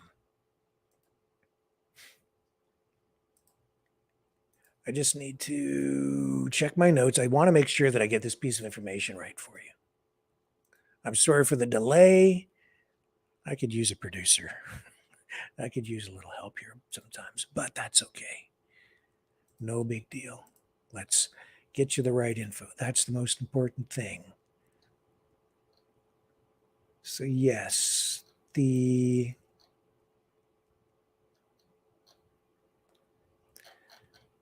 where did you go information?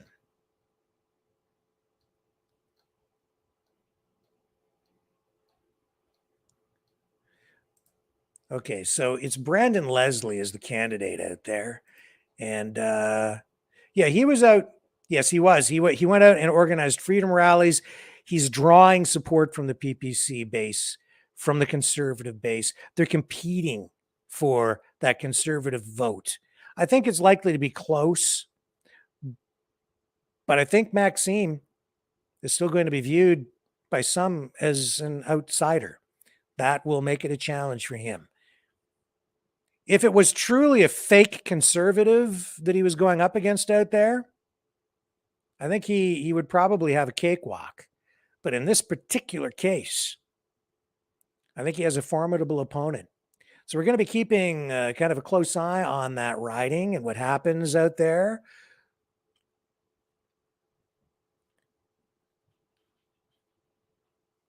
Maxime is hoping to make history, portraying the People's Party of Canada as the sort of the second coming of the Reform Party, the Western Canada Party that actually rose to become the official opposition at one point in the House of Commons under the guidance and leadership of Preston Manning, later becoming the Canadian Alliance and then folding into what today forms the Conservative Party of Canada. But by doing that, they brought back in the progressive element and they became far less conservative and a little more progressive, shifting back more to the conservative now with their new leader, Pierre Poilievre, after 2 stints with left-leaning or maybe just left-wing conservatives, progressives like Andrew Scheer and Mr. O'Toole. Not going to be a cakewalk. And there's so much at stake for the PPC, so much at stake in that little by-election for the populist movement as a whole across Canada. And by default, to a degree, it will affect what happens in the United States too. I think you can look at what happens out there almost as a bellwether by-election. What happens there should give you some indication of where the public mood is at overall, certainly within the populist community. If Maxime is successful, it could spark something across the country. It seems like people are ready for it, some people. On the other hand, if he fails to win, even if it's close, if he doesn't win, I think it might put the entire PPC party in jeopardy. It'll put his leadership in jeopardy of the party, I think. It could put the country in jeopardy, if you think about it. I think the country does need a shift back to a more conservative. Well, Canada certainly needs a stronger conservative side. And even just getting a more conservative vote into the House of Commons could actually help. Now, the other thing that is, I think, probably a tactical error on the part of Maxime Bernier, as I saw yesterday, he was saying that he's going to run on the issue of abortion. He's going to bring abortion back up as an issue. My guess is the PPC has done some sort of polling in that riding to determine what the public thinks of the abortion issue. And they are probably going to try to use it as a wedge issue. So they must think that the majority of people out there are against the current abortion laws as they stand in Canada today. So they're going to capitalize on that. And they're going to roll the dice. I'm not so sure it's going to work. I don't know. I've said many times that in order to be a politician, you have to be pragmatic. You can't be too firmly, so firmly committed to your agenda and your values that you want to wear them on your sleeve all the time. In this particular case, again, I think the PPC might be making a big tactical error. By that, I mean, looks like in some cases, and maybe in this case, they're out to win an argument, not an election. Smart politicians don't go around trying to win arguments all the time. Sometimes the smart thing is just to avoid talking about an issue and highlighting your views on it. Sometimes the smart thing is to speak about only certain issues and sort of just push the other ones off to the side and deal with them after you get elected. That's the reality of politics. That's how you win. You want to lose? Just go around arguing with everyone all the time. It doesn't mean you have to lie. It just means highlight in my opinion, you highlight the issues that are popular, that are going to generate overall growth and support for your campaign, and the controversial issues that you really can't win on, that you can't generate support with, you just try not to talk about them so much. So I don't know where the abortion issue fits on that scale, but my guess is because it's so divisive, you can't win on it.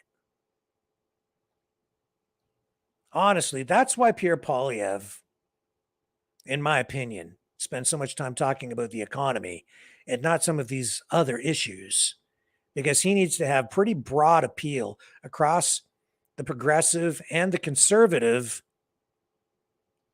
political landscape. He needs to draw support from a variety of places in order to actually win the election. And if he spends his time hammering away at issues that he wants to be righteous about, he'll alienate some voters. So you try to play it smart. And then when you get into office, then you can deal with the issues the way you want to deal with them and then suffer the consequences later. But at least you're in office and at least you have the chance to affect some change. Doesn't mean you have to be deceptive. It doesn't mean you have to lie. Unfortunately, some, well, maybe most politicians do lie. They will lie to you in order to get you to vote.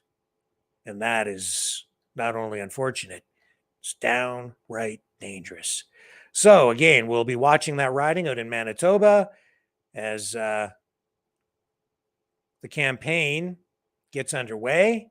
4 by-elections across the country, but that's the one that we need to take note of. That's the one we'll be watching. Don't go away. The New World Order. Government overreach. The Great Reset. Mainstream media lies. Now more than ever, independent voices are needed. Donate now at freedomreporters.com. That's freedomreporters.com. Maverick News. The antivirus program for your mind.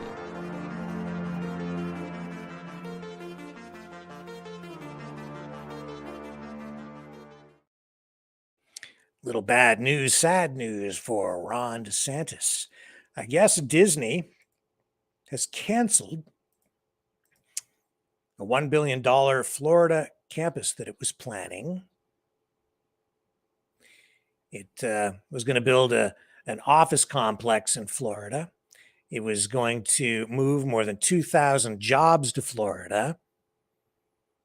The Disney Parks chairman, Josh D'Amaro, has told employees in an email today that Disney has now decided not to move forward with the project in Orlando because of new leadership and changing business conditions.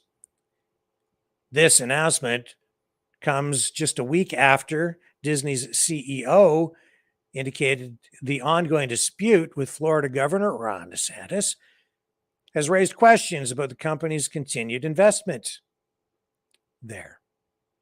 So he had a conference call with analysts and said that DeSantis's actions and those actions also of Republican lawmakers amounted to a campaign of government retaliation against Disney. And you know, DeSantis has taken action against Disney for being so woke. DeSantis signed measures stripping Disney of self-governing authority over its 40 square mile property near Orlando. That happened after the former CEO, Bob Chapek, pledged to help overturn a state law which was going to ban discussions of sexual orientation and gender identity in schools.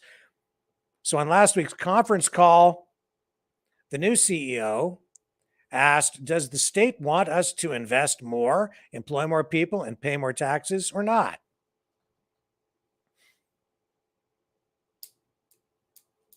So this is kind of bad news for DeSantis as he has his eye on the Republican nomination to run for president. But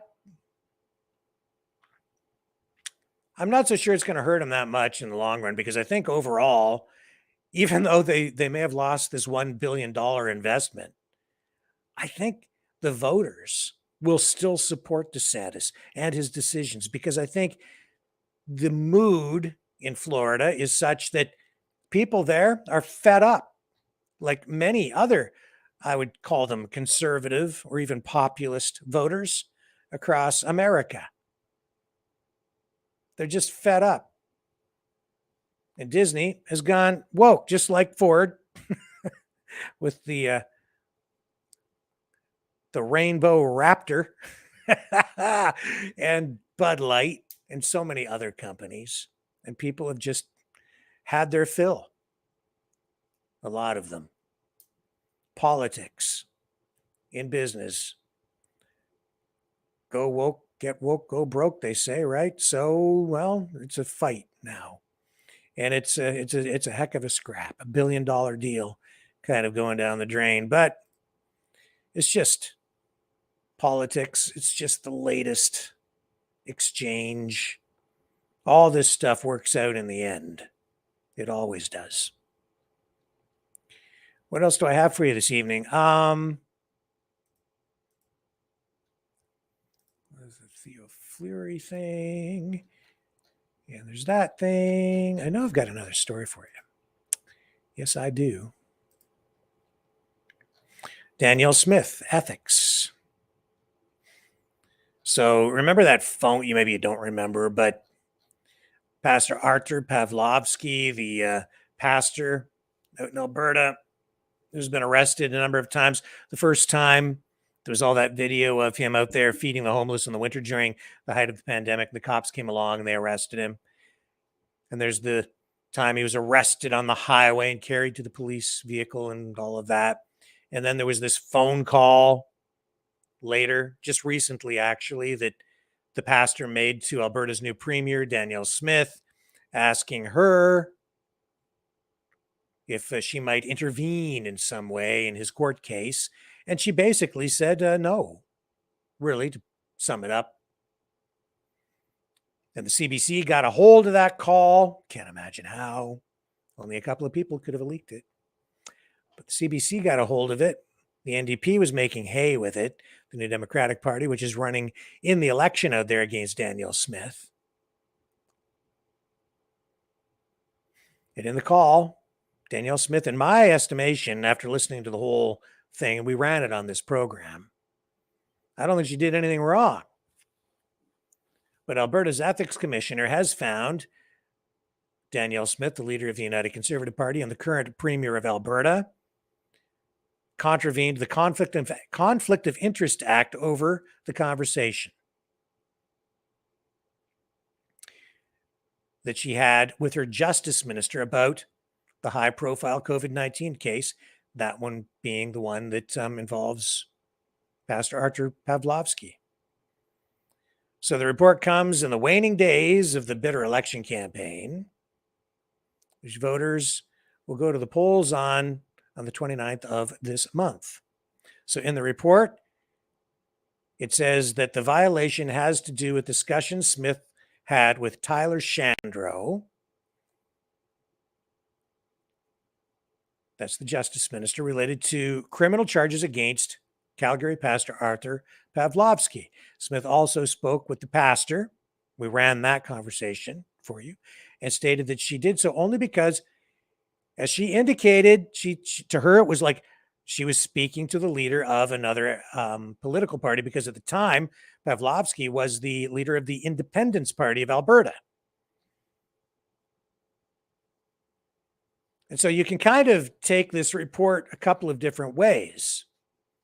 It says the report says that that Smith violated a conflict of interest rule, but says no sanctions should be ordered against her. Essentially, she's been exonerated. And I said from the beginning, as soon as I heard the call, that she really, in my view, did not cross any lines. I don't think she did a thing wrong. But the CBC, by obtaining the call, acted as though they had her in a gotcha moment. And they tried to rake her over the coals with it. They thought they were going to score big points, and the NDP tried to make hay with it. And sometimes those things work, even if there is no merit to the argument that someone has done something wrong. And in this case, I think that is the case. I don't think Danielle Smith did anything wrong or said anything really wrong. But sometimes just by making it look or appear as though, you're shedding light on some dirty secret that isn't a secret at all, it just takes on that imagery for people. They were trying to score political points, and I don't think it's worked. I think it's just kind of dirty politics. Very dirty politics in this case. But hey, what politics isn't dirty? How did that call get leaked? Pavlovsky was on the call with his lawyer. Only 2 people on the call with Danielle Smith, so 3 parties altogether. We know Danielle Smith didn't leak it. I kind of doubt it was the lawyer. Only leaves one other person. Did Pavlovsky leak that call? Leader. I mean, here he is. He's the leader of another political party that will be competing against Danielle Smith. And then the call gets leaked. And it's aimed at sort of trying to embarrass her or hurt her. Yeah, it all smells bad all the way around. And the thing is, Pavlovsky, after that incident, he was removed as the leader of the Independence Party. The reasons are not entirely clear, but he's not the leader of the Independence Party anymore. He's now the leader of the Solidarity Party in Alberta, another party. And he took a lot of support and a lot of followers with him when he, after being ousted, went over and kickstarted that Solidarity Party, which kind of gives a nod, I guess, to his Polish roots. Tomorrow night, we're going to have, at least we're supposed to have, a candidate for the Solidarity Party on this program. So we're looking forward to that. It'll give us some insight into what the party is about, what the platform is about. We'll have a lot of questions to find out what exactly they stand for, what their campaign platform looks like. We'll share all of that with you this tomorrow evening right here. And I'm sure that we'll get more information, or at least more perspective and different opinions on that incident, the phone call, and now I would call it the exoneration of Danielle Smith. The mainstream media is trying to spin it just a little differently, portraying the situation as though Danielle Smith was guilty of an ethics violation, but nothing's going to happen to her. No, I don't think she actually really did anything wrong. And she might have been, there might have been a technical ethics violation, but I don't think that that's the case. I think that they're just some people who were out to get her, and they thought they got her, but the getting wasn't very good. Don't go.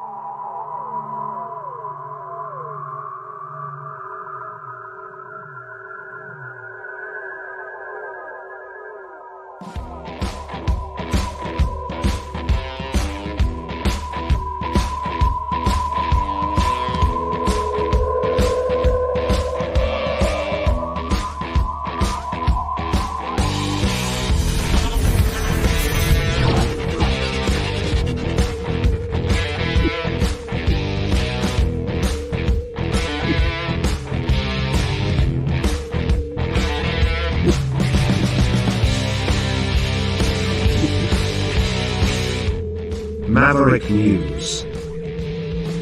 The world is watching.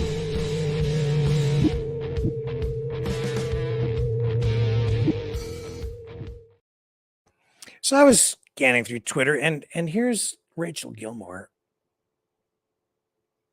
Right up there. Over there. She caught my interest tonight with this tweet. You know, she's formerly with Global, now Independent.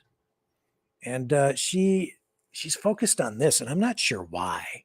But anyway, it just caught my attention. So maybe that's why it got my attention, and probably the attention of others. She says, I've reached out to Poilievre's office to request a statement about this. The Conservatives don't miss many calendar events. For example, so far this morning, from earlier today, they're the only party that seems to have acknowledged Vishivanka Day. Vishivanka Day. You know, Rachel Gilmore has always been a pretty hard-hitting reporter. Kind of, I mean, she really just goes straight for the throat. She's pretty tough. I wouldn't want to get on her bad side. That's for sure. Because when she gets her teeth into your ankle, she doesn't let go. She's a tough reporter. So you got to give her that.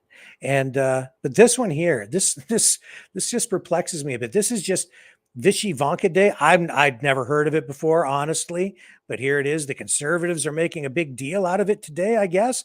The other parties, not so much. And what the heck is it? Well, I had to look it up, really. So let's Vichy Ivanka Day.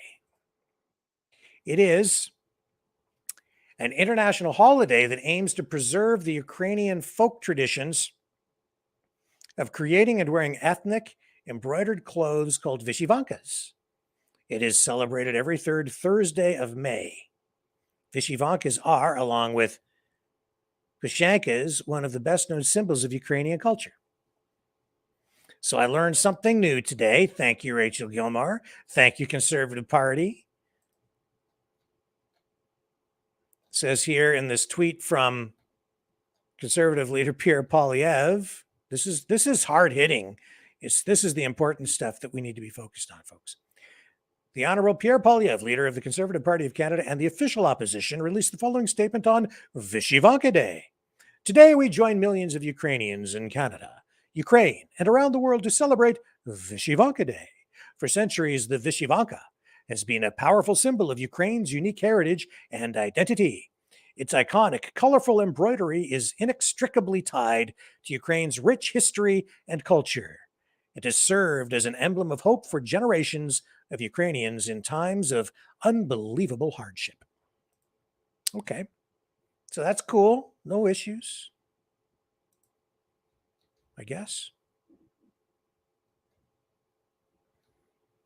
Some people getting upset, though, because while the Conservatives are acknowledging this holiday, some people are here saying, here's Faye Johnstone saying, anyone else notice which leader of a major political party didn't say a single thing about the International Day against homophobia, biphobia, and transphobia yesterday, and hasn't condemned rising hate against gay people, but it's happy to talk about how Canada's too woke?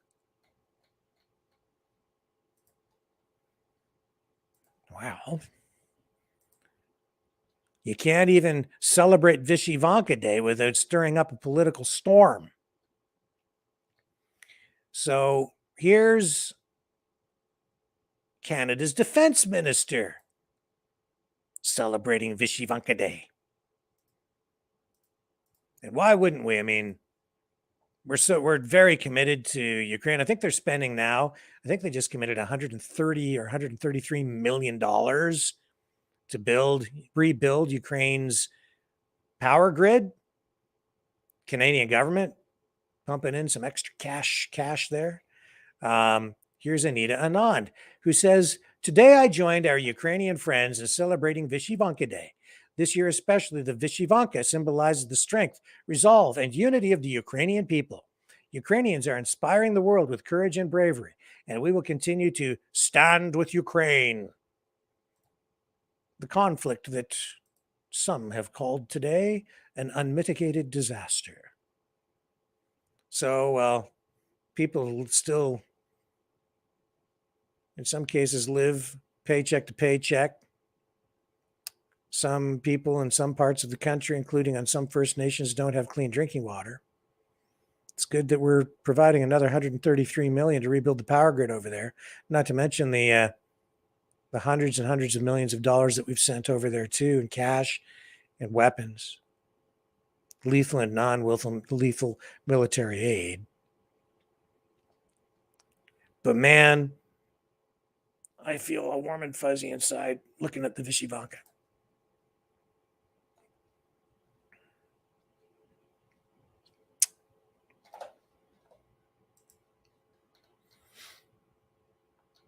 And I guess, yeah, whatever. ABC News kind of laid out some information today that I took note of on the national debt in the U.S. They kind of did the heavy lifting on the research. It's just numbers, but they're very telling. You know, the U.S. national debt is now $31.4 trillion. And a lot of people, most people, I would say, don't pay enough attention to even understand what the difference between a deficit and the debt is. You know, the deficit is the difference in the amount of money that's spent each year. And the debt is the accumulated debt over time.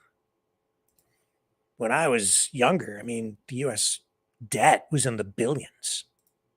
Now it's in the trillions. Trillions of dollars, $31.4 trillion.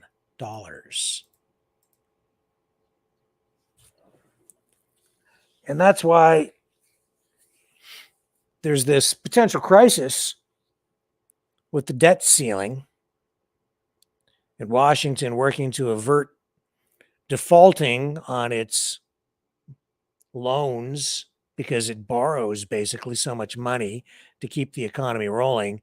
It's funny, you know, people always refer to the United States as the richest country in the world. I guess you could argue that. On the other hand, if you really consider what the truth is, it's maybe the poorest because it owes so much money. So you have this weird situation where the most indebted country probably in the world is the one that goes around handing out free money to everybody and spending like it's going out of style.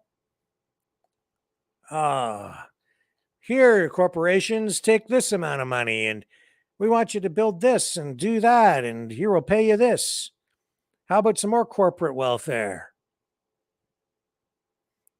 The U.S. hit its current debt ceiling back in mid-January, and it's expected to run out of cash to be able to pay all its bills as early as the 1st of next month.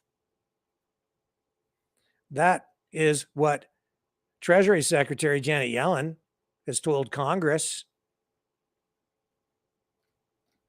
She doesn't have an exact date when they'll run out of cash, but June 1st is the best approximation. And that's why they need to raise the debt ceiling, and that's what they're negotiating right now. So what is the national debt? Well, nearly every year the government spends more than it collects in taxes and other revenue, and that results in what they call the deficit. The debt ceiling set by Congress caps how much the U.S. can borrow to pay for its remaining bills. And the national debt is now at a historic high. It's the buildup of its deficits over time. Only 5 times in the past 50 years has the U.S. run a surplus during an annual budget. The most recent time a surplus was run was back in 2001.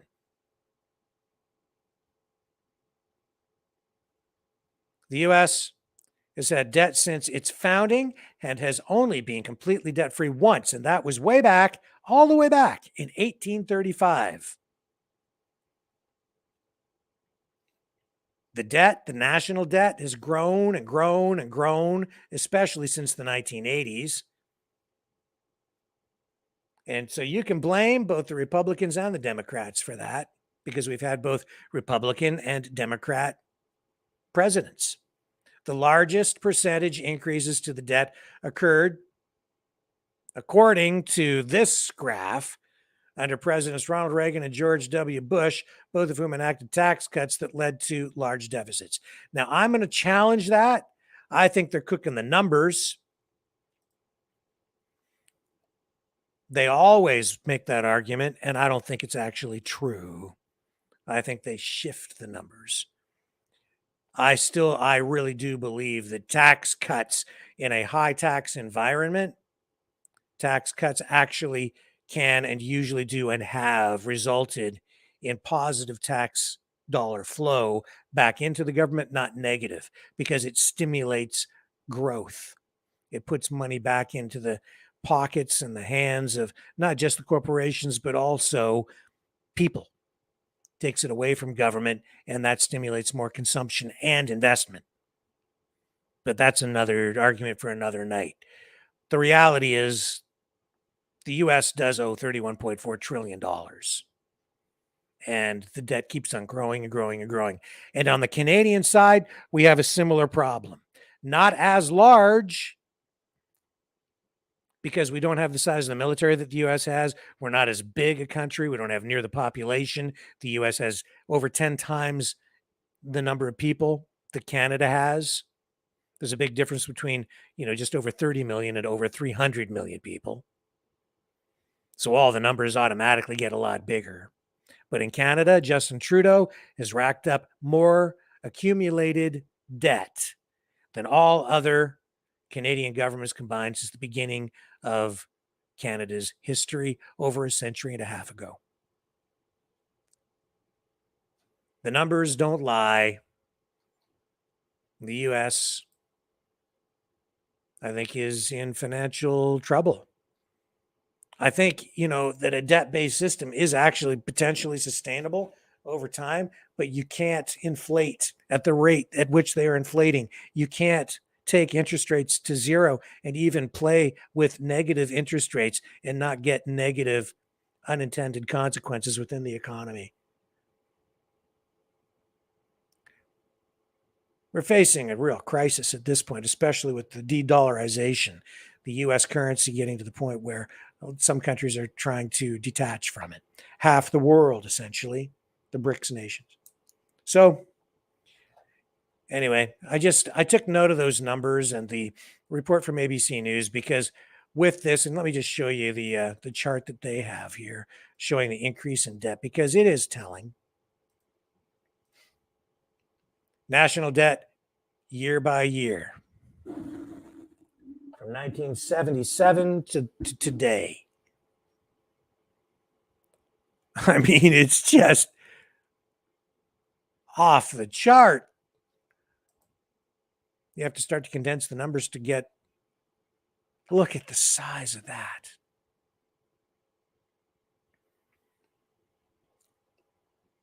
And what do you get with that? You get higher prices, inflation, really, more and more spending, more and more spending.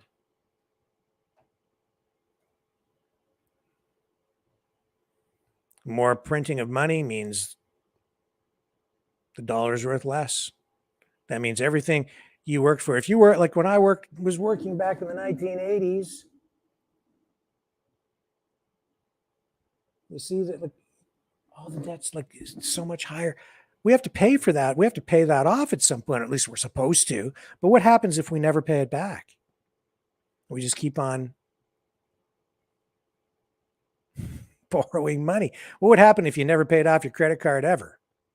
Well, you have to service that. That means servicing the interest, and it starts to eat up more and more of your money. It's a bigger and bigger problem. Just saying, man. We got some problems. We got some problems. All right. Have I covered everything tonight that I wanted to cover? Yeah, I think pretty much. So it is 8:19. Let's go to the phones. Hang on. I'm going to run a little promo, and we're going to get the phone lines cranked up, and you guys can join in the conversation. Stay with me. I'll be right back.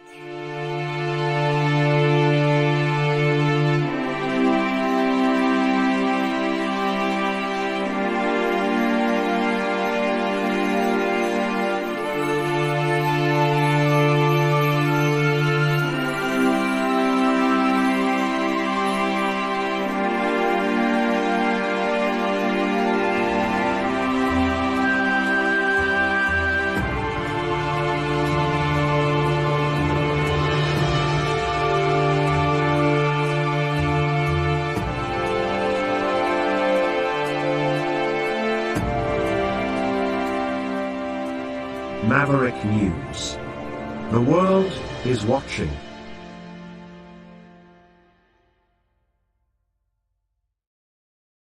Okay, so I've got the phone lines just about ready to go. Let me run this little video here to tell you how to call in.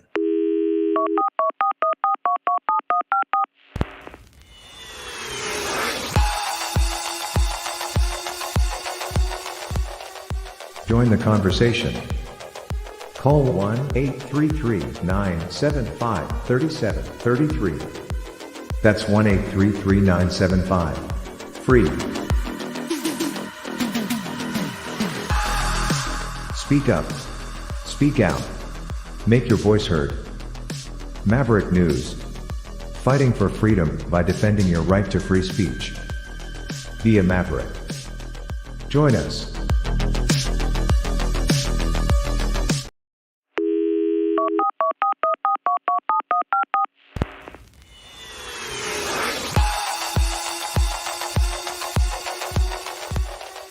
Join the conversation. Call 1-833-975-3733. That's 1-833-975-FREE. Speak up. Speak out. Make your voice heard. Maverick News.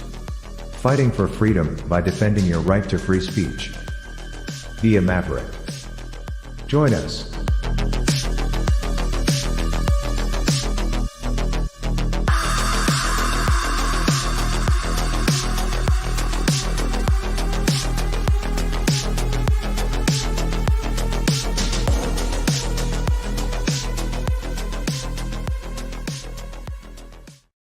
Okay, we're about ready to rock and roll here. You can call in and join the conversation at 1-833-975-3733.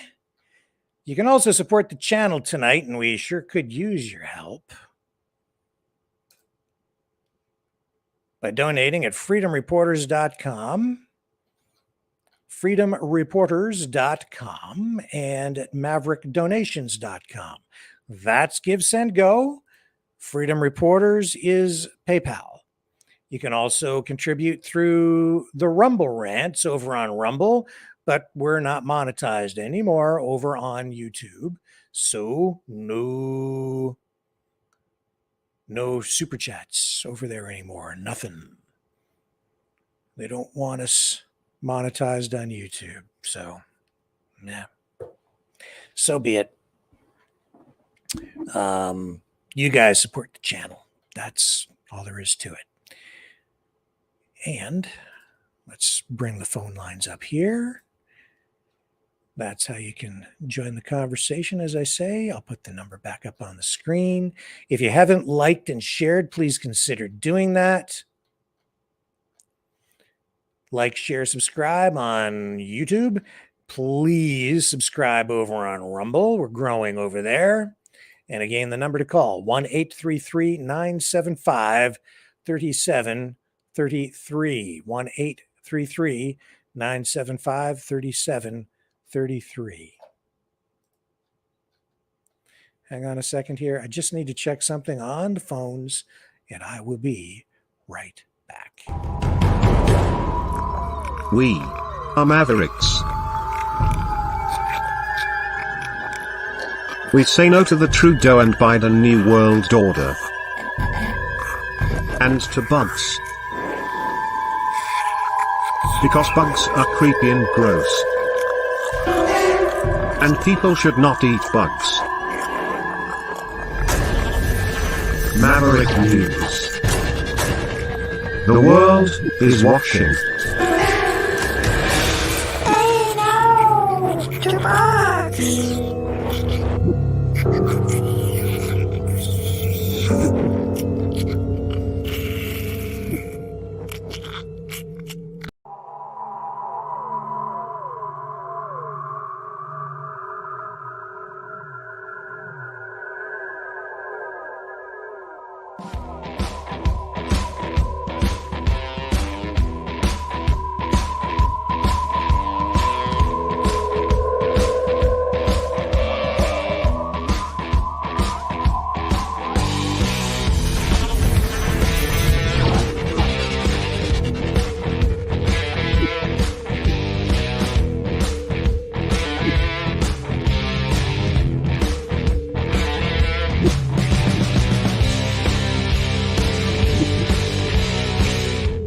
Maverick News. The world is watching.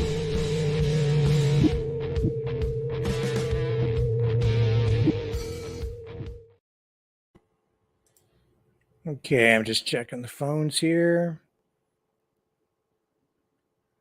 Okay, and we have Mike on the line.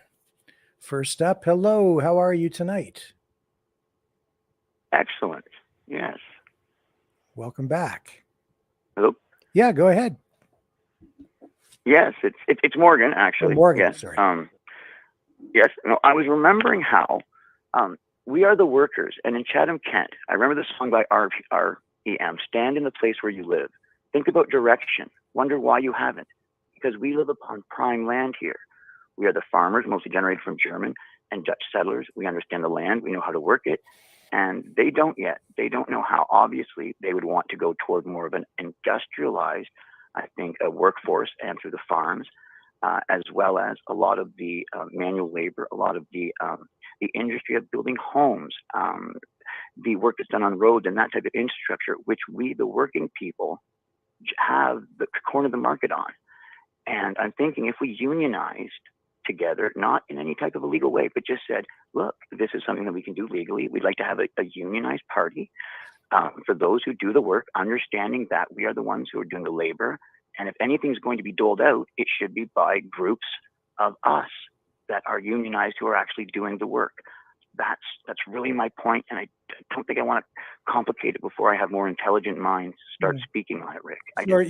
So you want a union for? I kind of missed it at the beginning. A union for the workers, the workers who, the farmers, right, and those who work on the infrastructure, the construction work, say building homes and the roads and the upkeep, and even to some extent, like the doctors who say we understand why you guys want that, and the people that aren't doing any of the work and who couldn't, even if they wanted to, they would have to outsource the contracts to us, that being our leverage, not with enemies, but with people that we desire, because this is what I'm saying. I don't want a war with these people.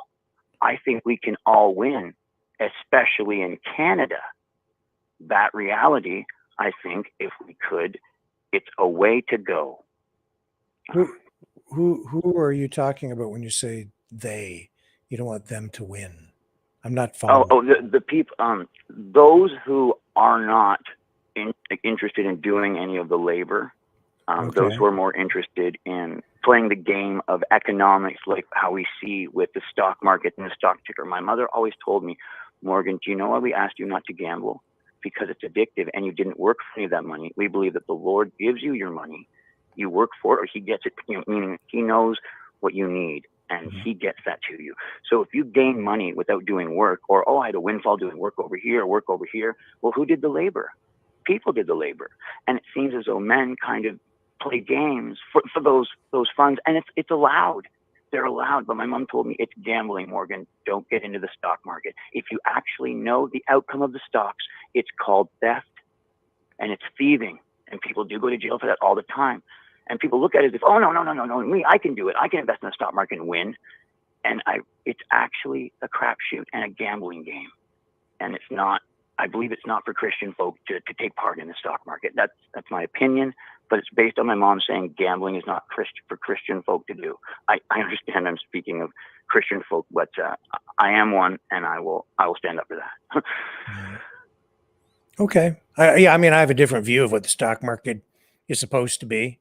Right. And I'd like to hear it because of your intelligence and my small understanding of that. Well, I see the stock market as an instrument for investing, and it's not so much, there's risk involved in anything, right? There's risk involved in walking across the street. There's risk involved if I decide to set up my own business. That's where the risk lies. Okay.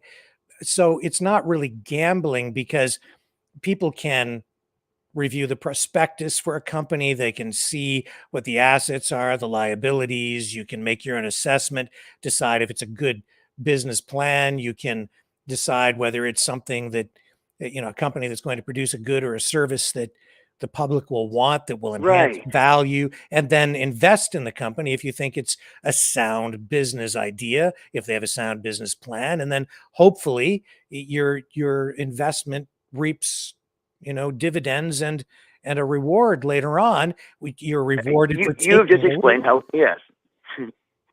you've explained how a Christian can invest in the market. Yeah. Like aptly. And I agree with that. I agree with your type of investing. Yeah. I think that a lot of men manipulate that in order to gain advantages and whatnot. Now, obviously, that's outside of what's allowed, and that's stated. And therefore, We don't have to look at it as something, oh, and that's allowed. No, it's not allowed. Yeah. I understand what you're saying. And I agree with your model of investment. That's sound. Yeah. But I get what you're saying. Yeah. I agree. Okay. I agree, because there's too much manipulation of the market, and there's been too much concentration of wealth, and therefore too much leverage allowed by really rich people like even Elon Musk, right? Yes. And just name your billionaire who has so much Right. money that they can make the stock market go up and down without even doing anything other than just talking. Yes, exactly. And that's the inequity that I see being, growing as an economic, shall we say, like weapon or tool in their toolkit to say, just build their empire with their interests being first. And whether those interests are the people or the well-being, it's to be seen. It always is. And we can only hope, because at the same time they're saying, but I want to do good for people. We understand that's what they're saying. But what we have is the model or what they show us, and what they show us, we have questions. Yeah. We have questions. And meaning we're not sold that they. And to reinforce, and support what you're saying, the government as well manipulates the stock market all the time with the money supply, with interest rates, which are not just, the interest rates are artificially manipulated all the time. They're not a reflection of the true market conditions. It's all artificial. And right now, I know that the Biden administration, the US government, is not acting in the best interests of the people, because they're combating inflation with a degrowth policy, which is to say that they want to actually have more unemployed people, because they view the problem with a heating up economy and inflation as being too much consumption, that the people have too much. So you can't have people earning as much or working as much. So you have to take the jobs away from some of those people and stop them from spending so much money.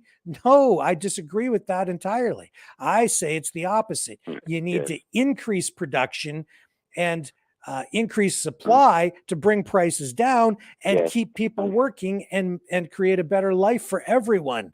That's the solution to the inflation. But 100%. I have an example of that I would like to suggest. If anybody remembers the smash hit from the 80s with Michael J. Fox, The Secret of My Success. I remember that. Michael J. Fox goes into the boardroom with Brantley, and they're trying to stop a corporate takeover.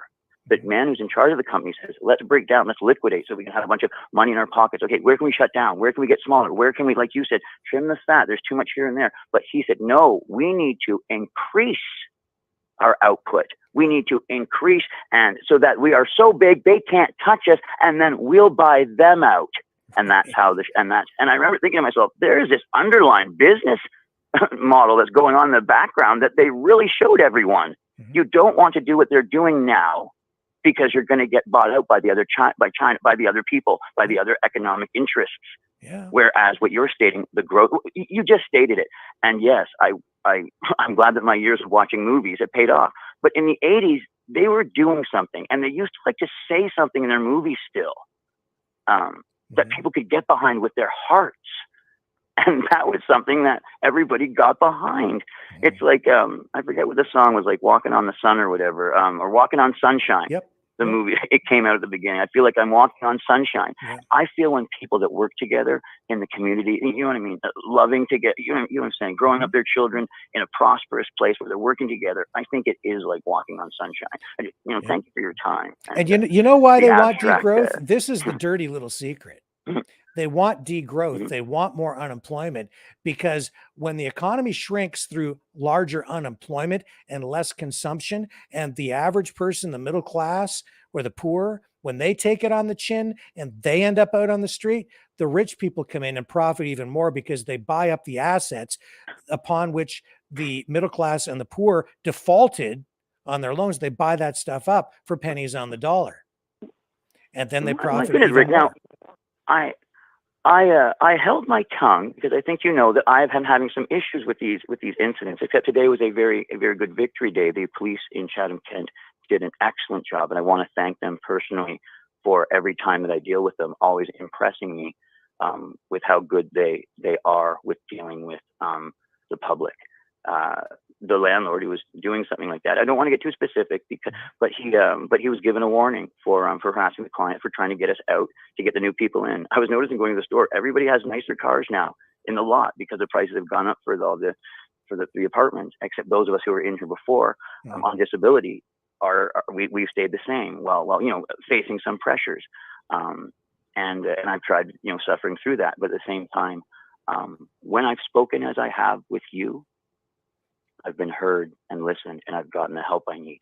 When I come at it yelling and thinking that people have to listen to me because I'm right, they put up their barriers, and they're like, I don't, you're too volatile, you're too angry, I can't hear you now. I just wanted to let people know that you have to swallow that pride and let people have a conversation, rather than telling people what to do in anger. It just didn't work. It didn't work. Yeah. Well, I thank you I for had your to speak call. to people like an adult. Yeah, absolutely. Yeah. Thank you, sir. Thank you for your time. Great call tonight. Wonderful. Always wonderful speaking with you. Okay. And you know what, folks? That gets us to 8:37. And what I'm going to do tonight is I'm going to actually bring the broadcast to an early conclusion this evening, because we've covered a lot of ground. And we have a good show lined up for you for tomorrow.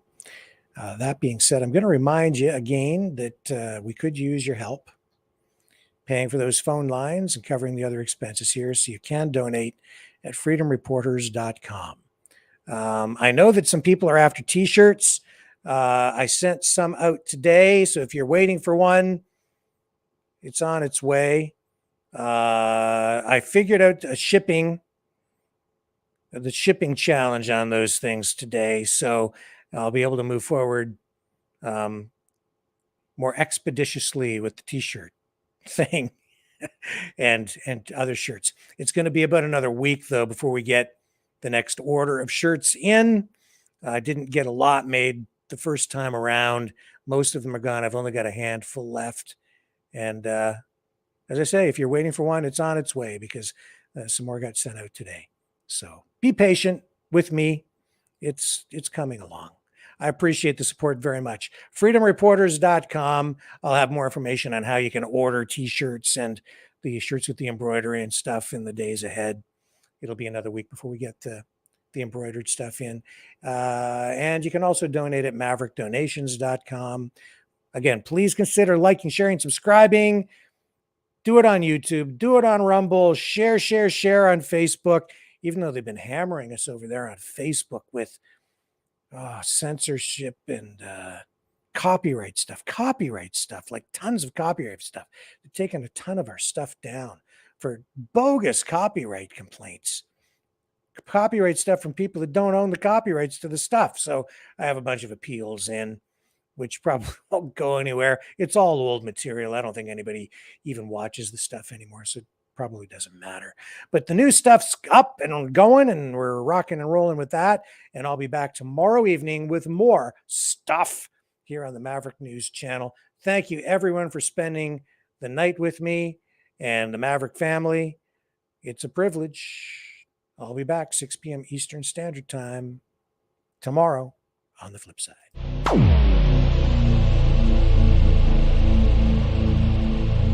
This has been a Maverick Multimedia production.